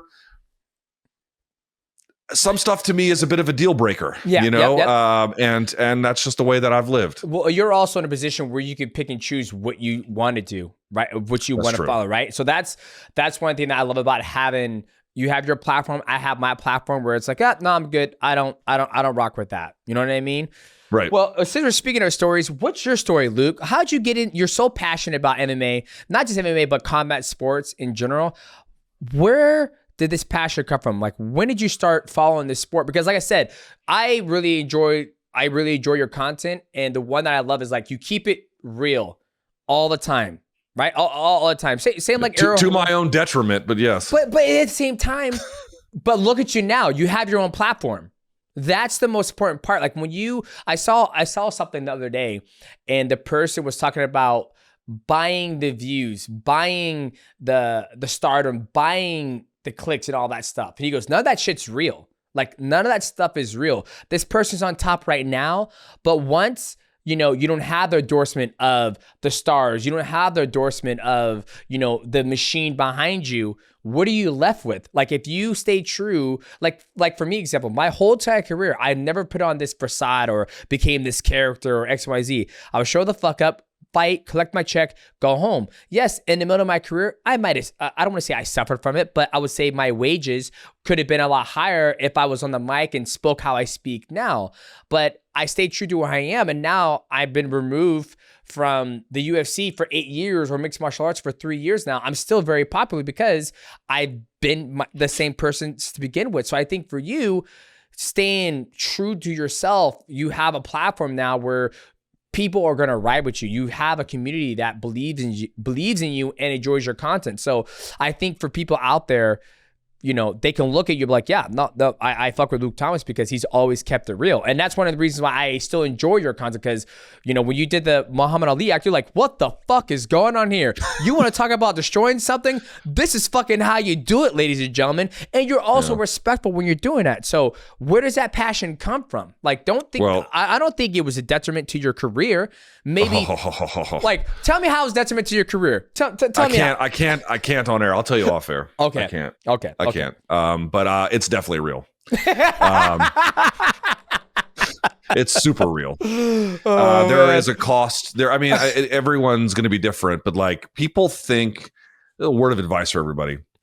People think that saying outrageous shit is brave, and it's not. Yes, you can get in trouble for saying outrageous stuff. That's true. That can happen.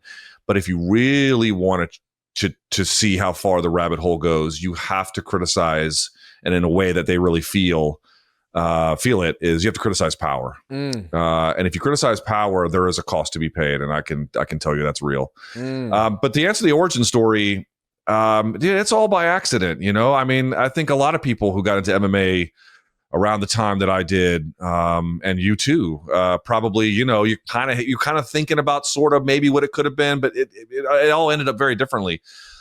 Long story short, I grew up in the 80s, so I was always, Rambo, Schwarzenegger guy, and that kind of just got you into like what the ideal heroic male looks like. And I joined the Marine Corps Reserves right out of high school.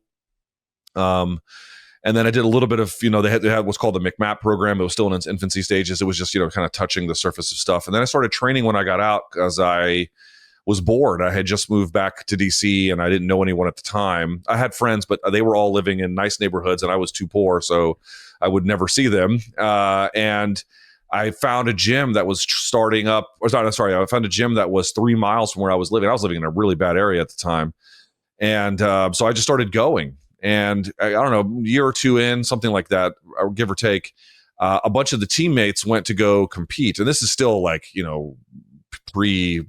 was no MMA fighting or MMA junkie at the time. Yeah. And I naively, I was like, the teammates with the fight team went to compete. I wonder what the results were. And I tried to find the results online and there weren't any. And I was like, well, that seems like, why? There's like, no one's even covering this. And then circa May of 2007, or actually in February of 2007, I got hired by, at the time, SB Nation, which is now known as Vox Media. But they were like a nothing company back then. They wanted me to run their vertical based on like some bullshit, writing I had done, because I had no one to do it. They didn't even know anybody who cared about MMA. And then right around May of that time, I did an interview with a guy who was trying to put the first ever MMA show on in DC, first pro MMA show ever in DC. I live in Washington, DC. I lived here most of my life. And he didn't have a commentator and he hired me to do it. And the guy who was the ring announcer at that event was a big time, and still is, a famous radio DJ here. And we hit it off. And then he got me a weekend radio show at that station to cover. It ended up being a sports station. And he got me a show to cover it there. I mean, I got paid $40 a show. Like this was not a way to get rich. Yeah. But that one thing led to another, and SB Nation or Vox ended up buying MMA Fighting from AOL. So here comes Ariel. Here comes all that whole team, And then they opened up all this programming internally, and I got to do a bunch of it. I had been working at bloodyelbow.com, and I and another guy had blown that up. So that had done me some good service as well. But like the point is, like, one kind of thing led to the other. But in terms of the coverage, dude, I mean, the reality is, dude, I don't want to besmirch MMA media because they get shit on today a lot, and a lot of it is fair. But bro, a lot of them just don't want to tell the truth. They just don't. And this is the funny part about it to me, to be honest. Like, I've got my perspective on things, and I mentioned there was previously in this conversation, I even said to you, hey, I can't prove this. This is just my idea. Yeah. But like the reality is, dude, if the broader class of media have difficulty telling the truth, it just leaves a wide open gap for anybody else who wants to do it. All you got to be like, well, they won't talk about it, so I will. Whether I've done that effectively or whether I've done that, good enough, the audience can decide. But my basic modus operandi has always been, I don't understand why we're not allowed to talk about this stuff. Yep. Other than for the sensitivities of the promoters who tough shit. Like, I don't care about their sensitivities. So that's just how I approach it. Well, it's interesting you say that because I remember there was somebody at the Canelo Crawford, and he was like, Dan, I want to talk about the lawsuit and you guys try to reform the act. He goes, I don't want to talk about that. And I was like, you never see that fucking guy again. Like, they can control that space essentially of like what story they want. So basically their own propaganda. They want to, they can sell or have the best news that reflects him in a good light out there than the bad light. So, but I know you got this new show. You got this new show with Max Kellerman, and it's like, it's Saudi approved boxing analysis. Like, don't get me wrong. I've enjoyed Max Kellerman's analysis over the years. In general, I thought his performance at the last event was not great, but in general, he was extremely good on HBO boxing. No question about it. But it's like, how would somebody want Saudi approved boxing analysis? That seems to me bizarre, but they do, I guess. I don't know. But once again, you're in a position, you've built your audience. Could Max Kellerman do what you do? Could he start a YouTube channel? You think he could? You think he could start a YouTube channel from scratch? Like, all right, guys, what's going on? Max Kellerman here. But dude, I mean, DJ, you know this, right? You know this. Or maybe you don't, but I suspect that you do. If you want a job in 2025 or now 2026 on television in boxing, and the Turkey doesn't sign off on you, you're not getting on television. Period. It's not going to happen. Well, I can agree with you on that. Yes. And also the biggest checks in media, right? So writing, radio, depending, can be, one can be bigger than the other, but the TV. Yeah. TV money is dumb money. You can get stupid rich off TV money. I I understand where you're coming from, but I still feel that people let's look at my good friend MMA Guru, right? He loves me. He loves me. Yeah. But take him for example. Yeah. Nowadays, you can create your own platform if you have a following where it might not be dumb money, right? It might not be, some of those checks that YouTubers be cashing are pretty good, right?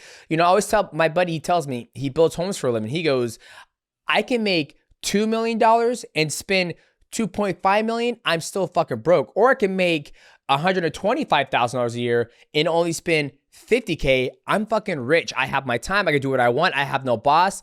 I like that. So I think at that mindset, you have an opportunity. You have been successful with it, that you don't need the backing of the machine nowadays, right? That's right. Back in the day, in the 90s, maybe early 2000s, maybe 2010, you need the backing. You need that support. That's right. Where 2026, if you have your own fan base and you speak passion, people are going to smell a rat from a mile away. Like, oh, he's doing this because he's being paid, right? Where I think you don't have to have the sign off on that. Like with Max Kellerman, if he wanted to, he didn't have to sign that check, but I'm sure he was like, shit, that's a fat ass check from Saudi Arabia.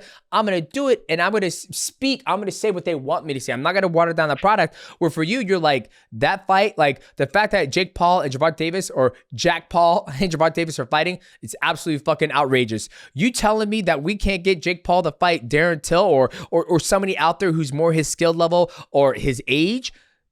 I love that.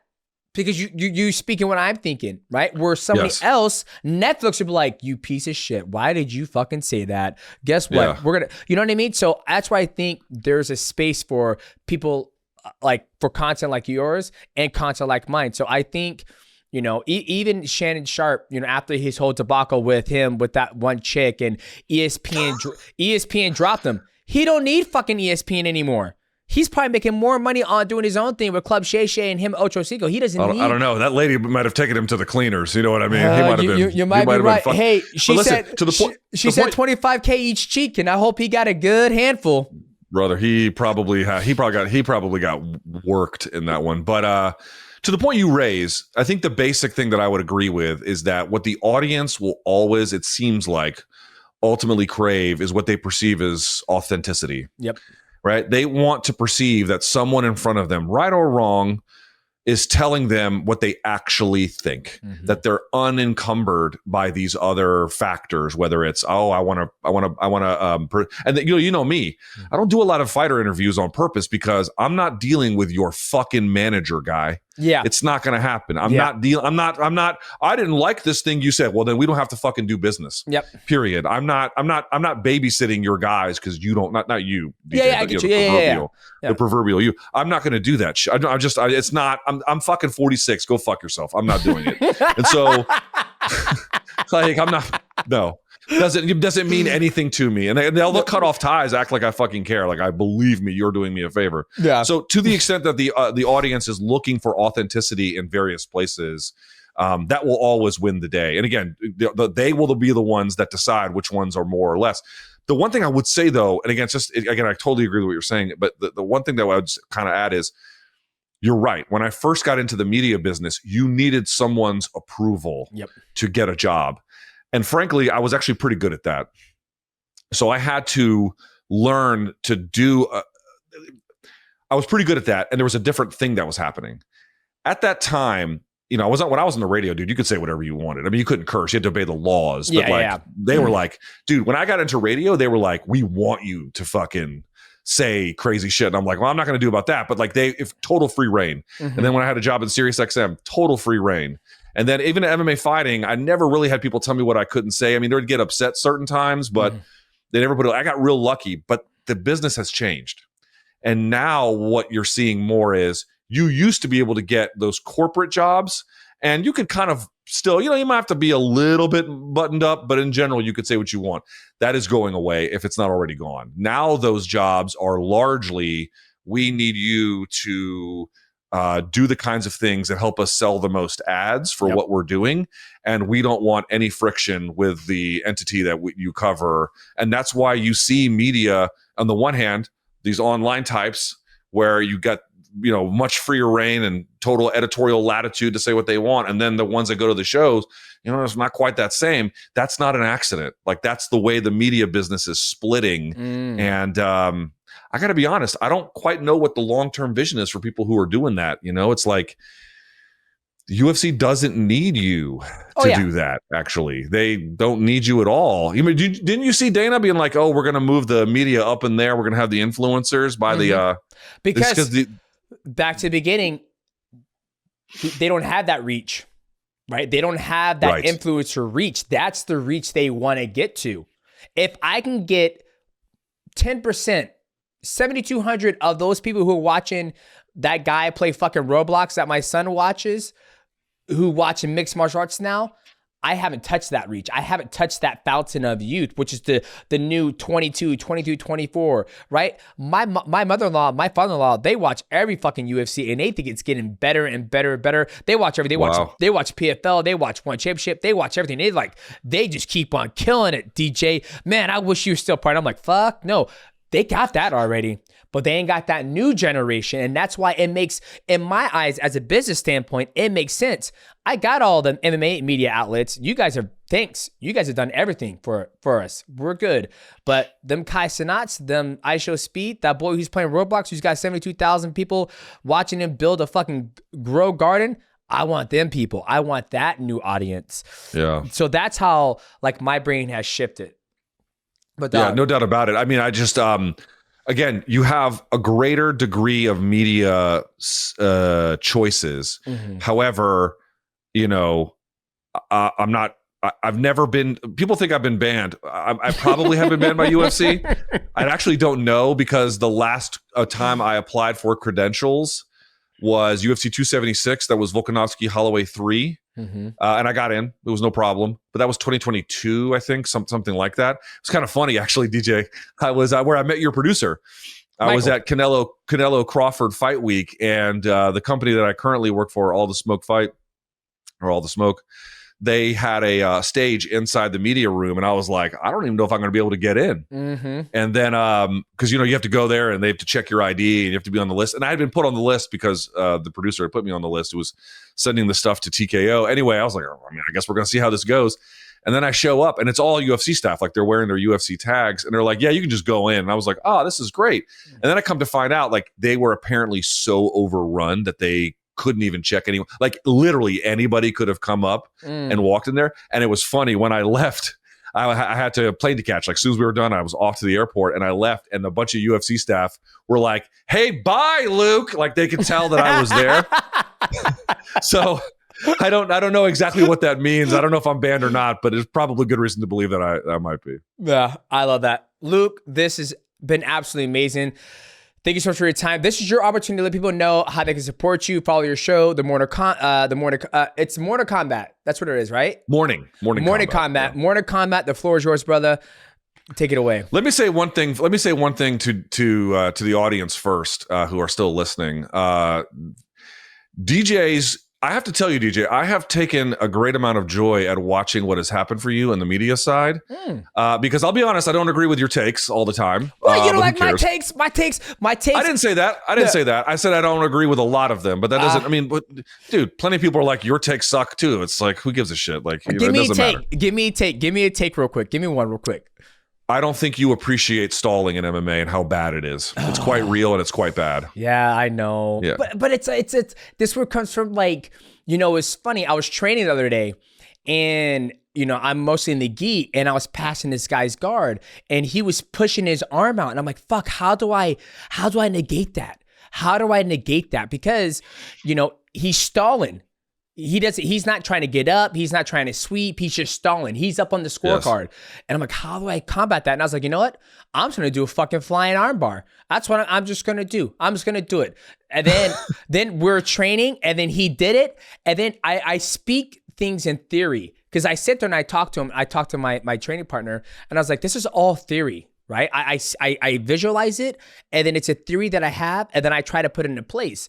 And so when I did it, he did it to me, and I did a flying arm bar and submitted him. I'm like, oh my God, that theory worked. So when it comes to the stalling in MMA, I'm going to give an example. Uncle Live versus Alex Picheda, the first time they fought. Uncle Live was putting him major stalling. Major stalling. But I put you there. I put your fucking doesn't ass. matter. Doesn't matter. Doesn't matter.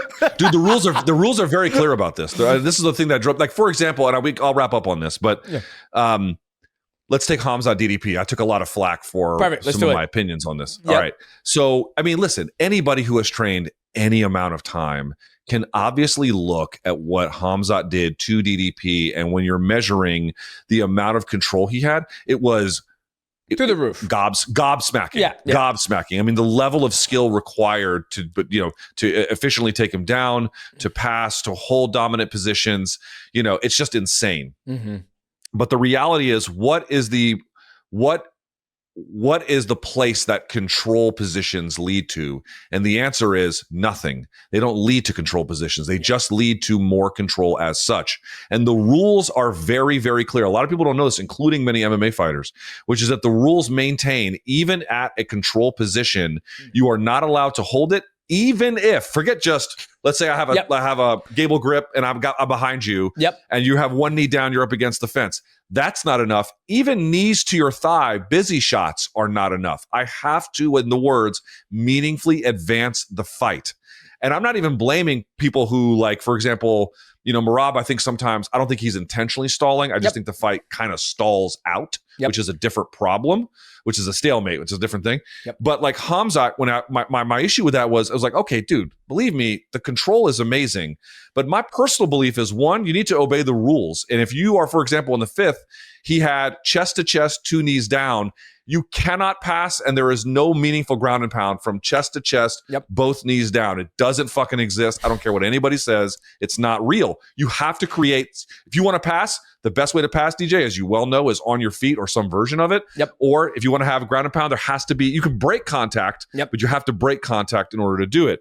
And my thought was, yes, this control is amazing, but it's only for control. You're not advancing the fight. And to me, if you're that good over the neck, that guy, which by the way is amazing that he took a pound for pound guy and did that to him. But if the difference between me and that guy is like that much, brother, it's time to open up a little bit. You made a conscious, not you, but he made a conscious decision to not have ground and pound as a way to maintain safe control. And I can appreciate that. That ain't the fucking job. The job is to meaningfully advance the attack. And he simply was not doing that after a certain point. So I took a lot of shit for that, but they're all wrong. And that's the good news. I get to sleep tight knowing I was right about that debate, DJ, and it makes me very happy. Anyway, if you want to support my work, hang on. I'm gonna give you some. So does it make it a sport then?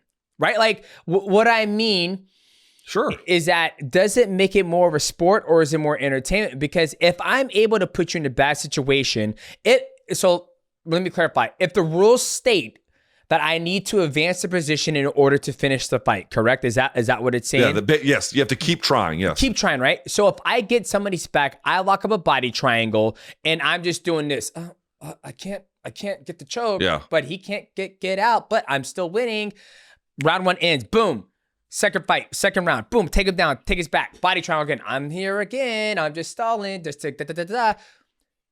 I'm winning the fight. It's his job to get out. So technically, from the rules that you stated just now, the ref has complete control to disengage us, take away that dominant position I have, and give him another fair chance to fight. But then does that play more into the sport factor, right? Like, I think people get mixed up that's why I had that hot take. I said mixed martial arts is not a sport.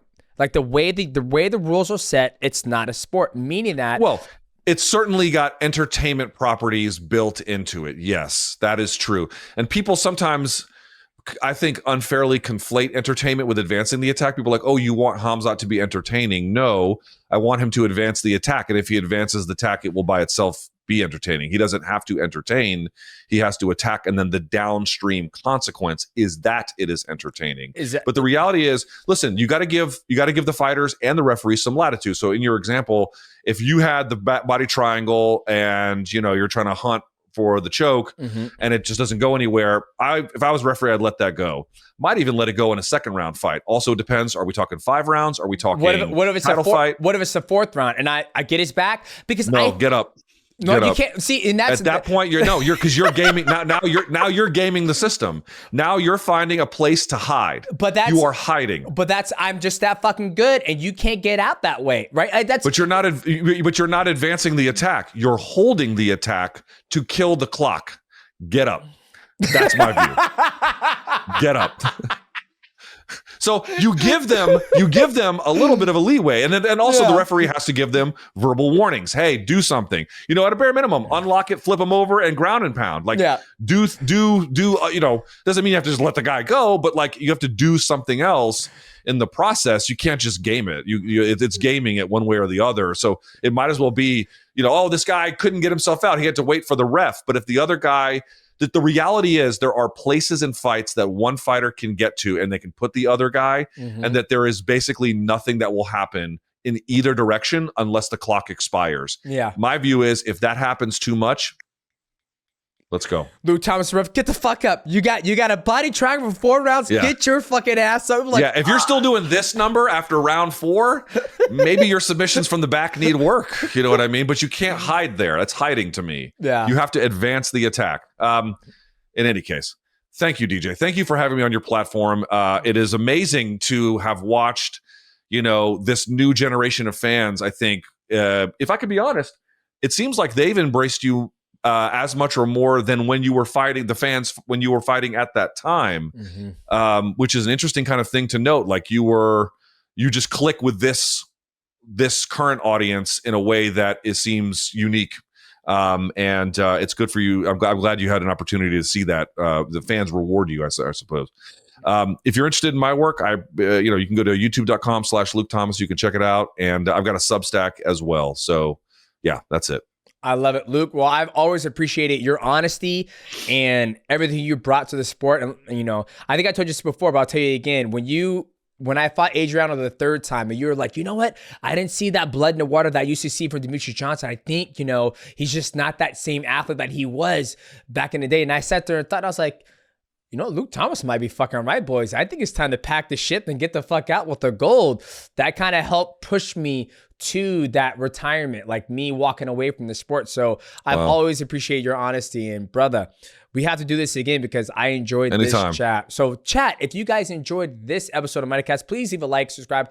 Also, hit the bell to never go live. Please do yourself a favor. Go follow Luke Thomas's YouTube channel. He puts out some bigger content along with all the honesty. I think in this day and age, we need a little bit of honesty. I'm your host, Demetrious Johnson. Our guest, Luke Thomas, and Michael Brunshover, the co-producer. We will see you guys at the next episode of the MIGHTYCAST. What's going on, guys? Welcome back to another episode of the MIGHTYCAST, and this is called the Mighty Recap. Recap everything we just went through with our guest, and our guest was Luke Thomas. And man, I've always had high appreciation, a high regards for Luke Thomas because he's always kept it real when he will give his takes and his theories on mixed martial arts. And one of the things I love about him is that he speaks how he feels, the things that he says and the way he thinks how mixed martial arts should be ran or how boxing with the UBO. He's been very close to that, as has Earl Helwani, but Luke Thomas does something on his spin of it where he kind of breaks down the nuances of what they're trying to pass in the Ali Reform Act. If you guys have not been following that and you guys want to see athletes make more money, do yourself a favor, go and sign that. That way it gets in front of a legislation or not a government. It gets in front of like a state, a representation who can make the changes to that Ali Act. That way, maybe one day that mixed martial artists might have the opportunity to have that collective bargaining agreement where we are getting, well, not we, but athletes who are active now are getting 60 to 80% of the revenue instead of what they're getting now, which is probably less than 20%.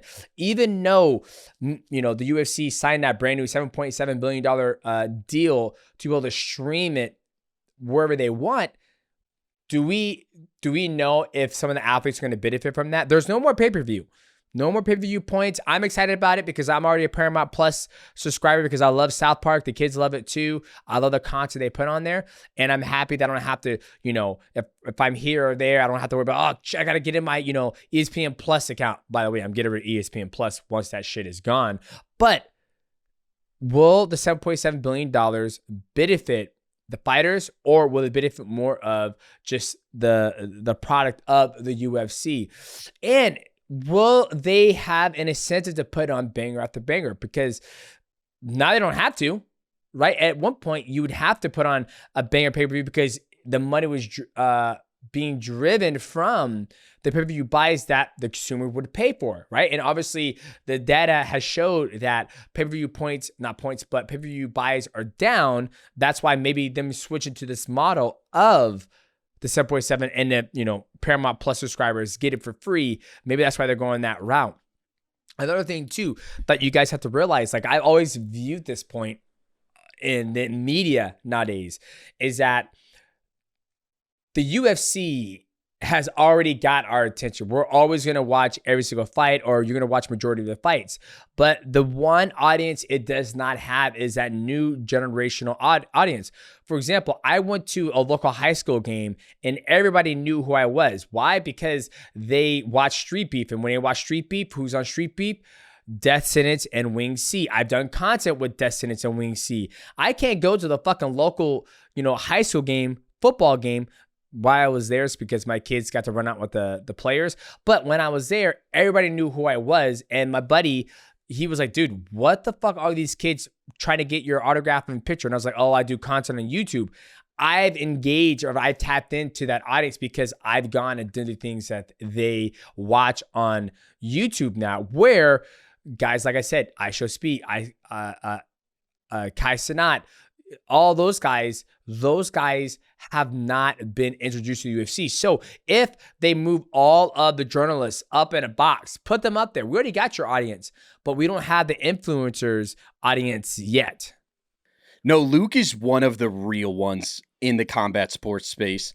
He mentioned I'd met him at Canelo Crawford, actually, and I said to him, like, hey, why have we not had you on MIGHTYCAST?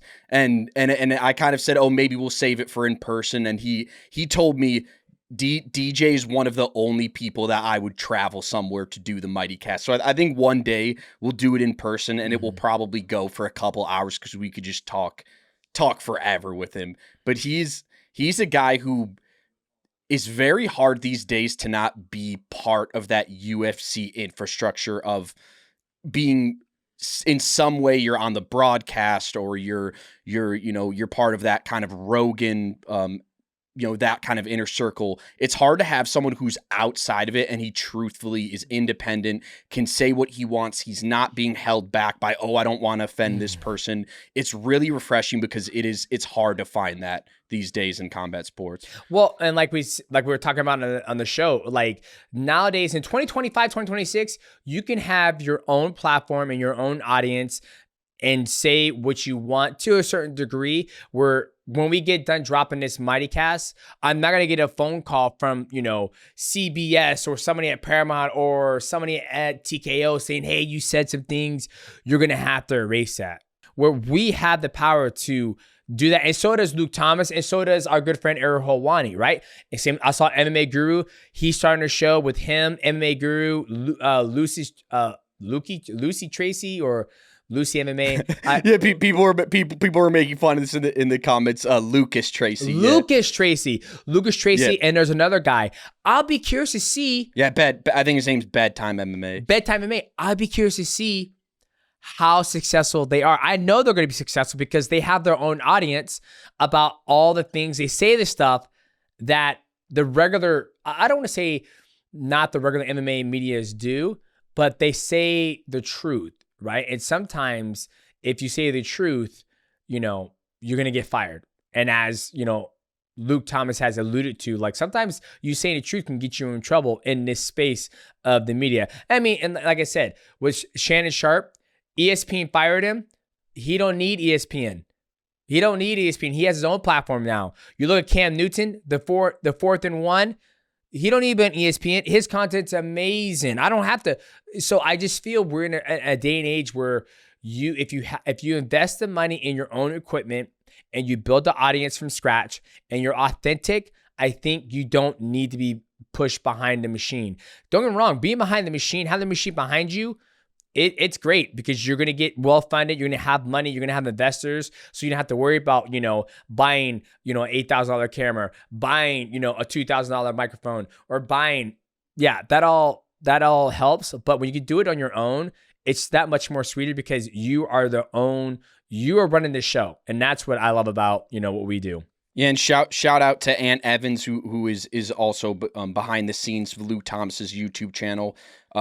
Shout out to his YouTube channel. Give him a follow. He does, even though, see, in this space where maybe we both live stream pay-per-views, right? Yep. So, but you can watch both at the same time. And Luke Thomas, his post live streams, he does a great job answering questions in depth after pay-per-views. He does a lot of live Q&As, and just really, you will not get, if you ask him a question the depth that he gives it, few people give. Like he's super into it, so well spoken, so educated. He just launched a political channel as well. So shout out to him and his YouTube team, crushing it on YouTube. And it's cool to see him also embracing that YouTube space. He still, of course, has the morning combat, but moving a little bit away from the more being on network television or something and just building your own platform. So shout out to Luke Thomas.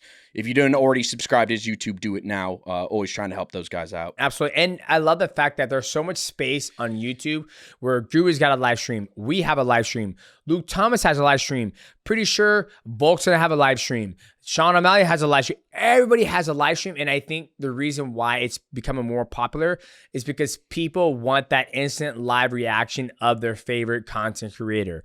So I love what he's doing. And I love that we live in a time where we can build our audience and be supported by our audience through, when we get sponsors, the ad revenue, all that stuff. So we can continue to do this. And we're very passionate. So boys, if you got one thing I also want to say, I love that he admits that he disagrees with your take on the stalling, which I'm kind of in the middle, so I could see it both ways. But I love that he called you out on that, because I did see he tweeted you had said something. I forgot what fight it was. It might have been Pereira on Kalaya, but you were saying it was Pereira. Yeah, that it was his responsibility to get off the cage, and Luke was disagreeing with that. So I thought that was interesting. And this is the thing I love. I love that he calls me out. And I think we live in a society where people can have heart-to-heart conversations. I am always down to have a heart-to-heart conversation of your theory and my theory put together, right? Like, I think that's important. I think in America, we kind of lose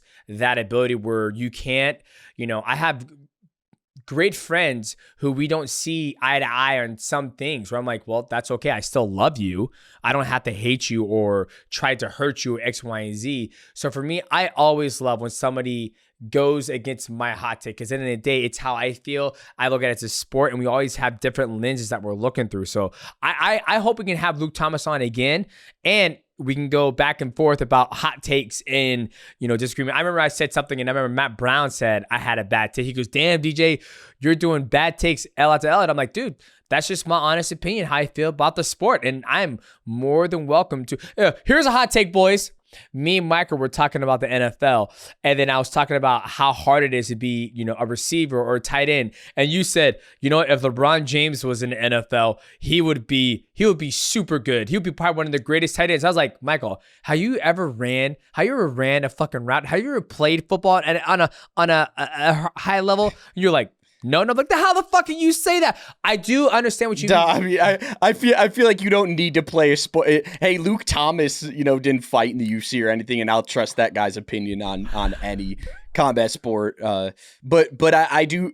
Here, I will lay this out. If LeBron James comes out of high school, and he plays college ball maybe at Ohio State, I think he'd be the greatest tight end in NFL history if he was 100% committed to it, with the body that he has. Just being in the shape that he is still at over 40 years old. I'm standing by that. Well, chat, you guys let me know. It wasn't, what you said was, it's not that hard. That's what you said. You said it wasn't. No. I just said the skill level was lower than other sports. I think to be in the NBA or to be an MLB player, you need to be more skilled at your sport than the NFL, where NFL, they're just freak athletes, just absolute freak athletes, other than, the quarterback position and some other positions. Yeah. Of course, kickers and punters. Yep. I think it's more of where you'll see these freak athletes that just go run and tackle this guy. Like there's a little bit more of that. I agree with you, depending on the position, like D-line, offensive line. Yes, you got to open the holes. You got to be able to, and that's where I would disagree again, because you can't just put a guy on the O-line who's 265 pounds, who's 6'5", 265 pounds. If he doesn't understand how to, down block, how to open the space, how to create a hole to get through it, he's not as good. It's almost like if I took another person who was how tall is LeBron? 6'5"? What, 6'5"? 6'8". He's 6'8"? Yeah. He's 6'8". That's like me saying, oh, if I was 6'8" and the same size as LeBron, I could do everything he can do. Like, it takes more intelligence to do that. But I understand where you're coming from. And to be a tight end, you have to block, you have to run a route, you got. So chat, you guys let me know who is more has more I don't know validity, or who has more who would be more right? Do you think if LeBron James came out of high school, went into NFL, do you think he would be as good as a tight end, or do you think there's more to it than just size? It actually takes skills to understand how the game is played. Like, my thing is, look, is there one NFL player that could be in the NBA right now? There's not one, but I do think there's some NBA players that could be in the NFL. That's kind of my biggest thing. Depending on the position. It's all based on the position. But do you think there's one? I can't think of one NFL player who would. There's not one. There's not one NFL, at least currently, that would be able to play in the NBA. That's the skill wise or height wise. Now that's a difference. Skill wise, I think a lot of them could play in the NBA. A lot of them, but do they have the height? No. Like Amon St. Brown, he can play in the NBA. He's intelligent enough, but he's not tall enough. Can Jalen Hurt play in the NBA? Yeah, he's not tall enough, but he's intelligent enough and athletic enough. I know you don't know Anthony Edwards, but he could play. He's a star player on the Minnesota Timberwolves. I think he could be in the NFL. Like, if he had a year training, he could be in the NFL. What's his name? Anthony Edwards. Let me see. Yeah, so I mean, I'm curious what our fans think, but that's let us know what you guys think. There's a certain skill level to be an NBA player. Yeah, like 6'9" is 6'4". Yeah, wingspan is 6'9". His height is 6'4". He's 6'4". Yeah, he could. But he's just like a freak athlete. Yeah, he probably could, but it's almost like can he do the routes? Can he take a hit after hit after hit? Because in NBA, you ain't taking hits.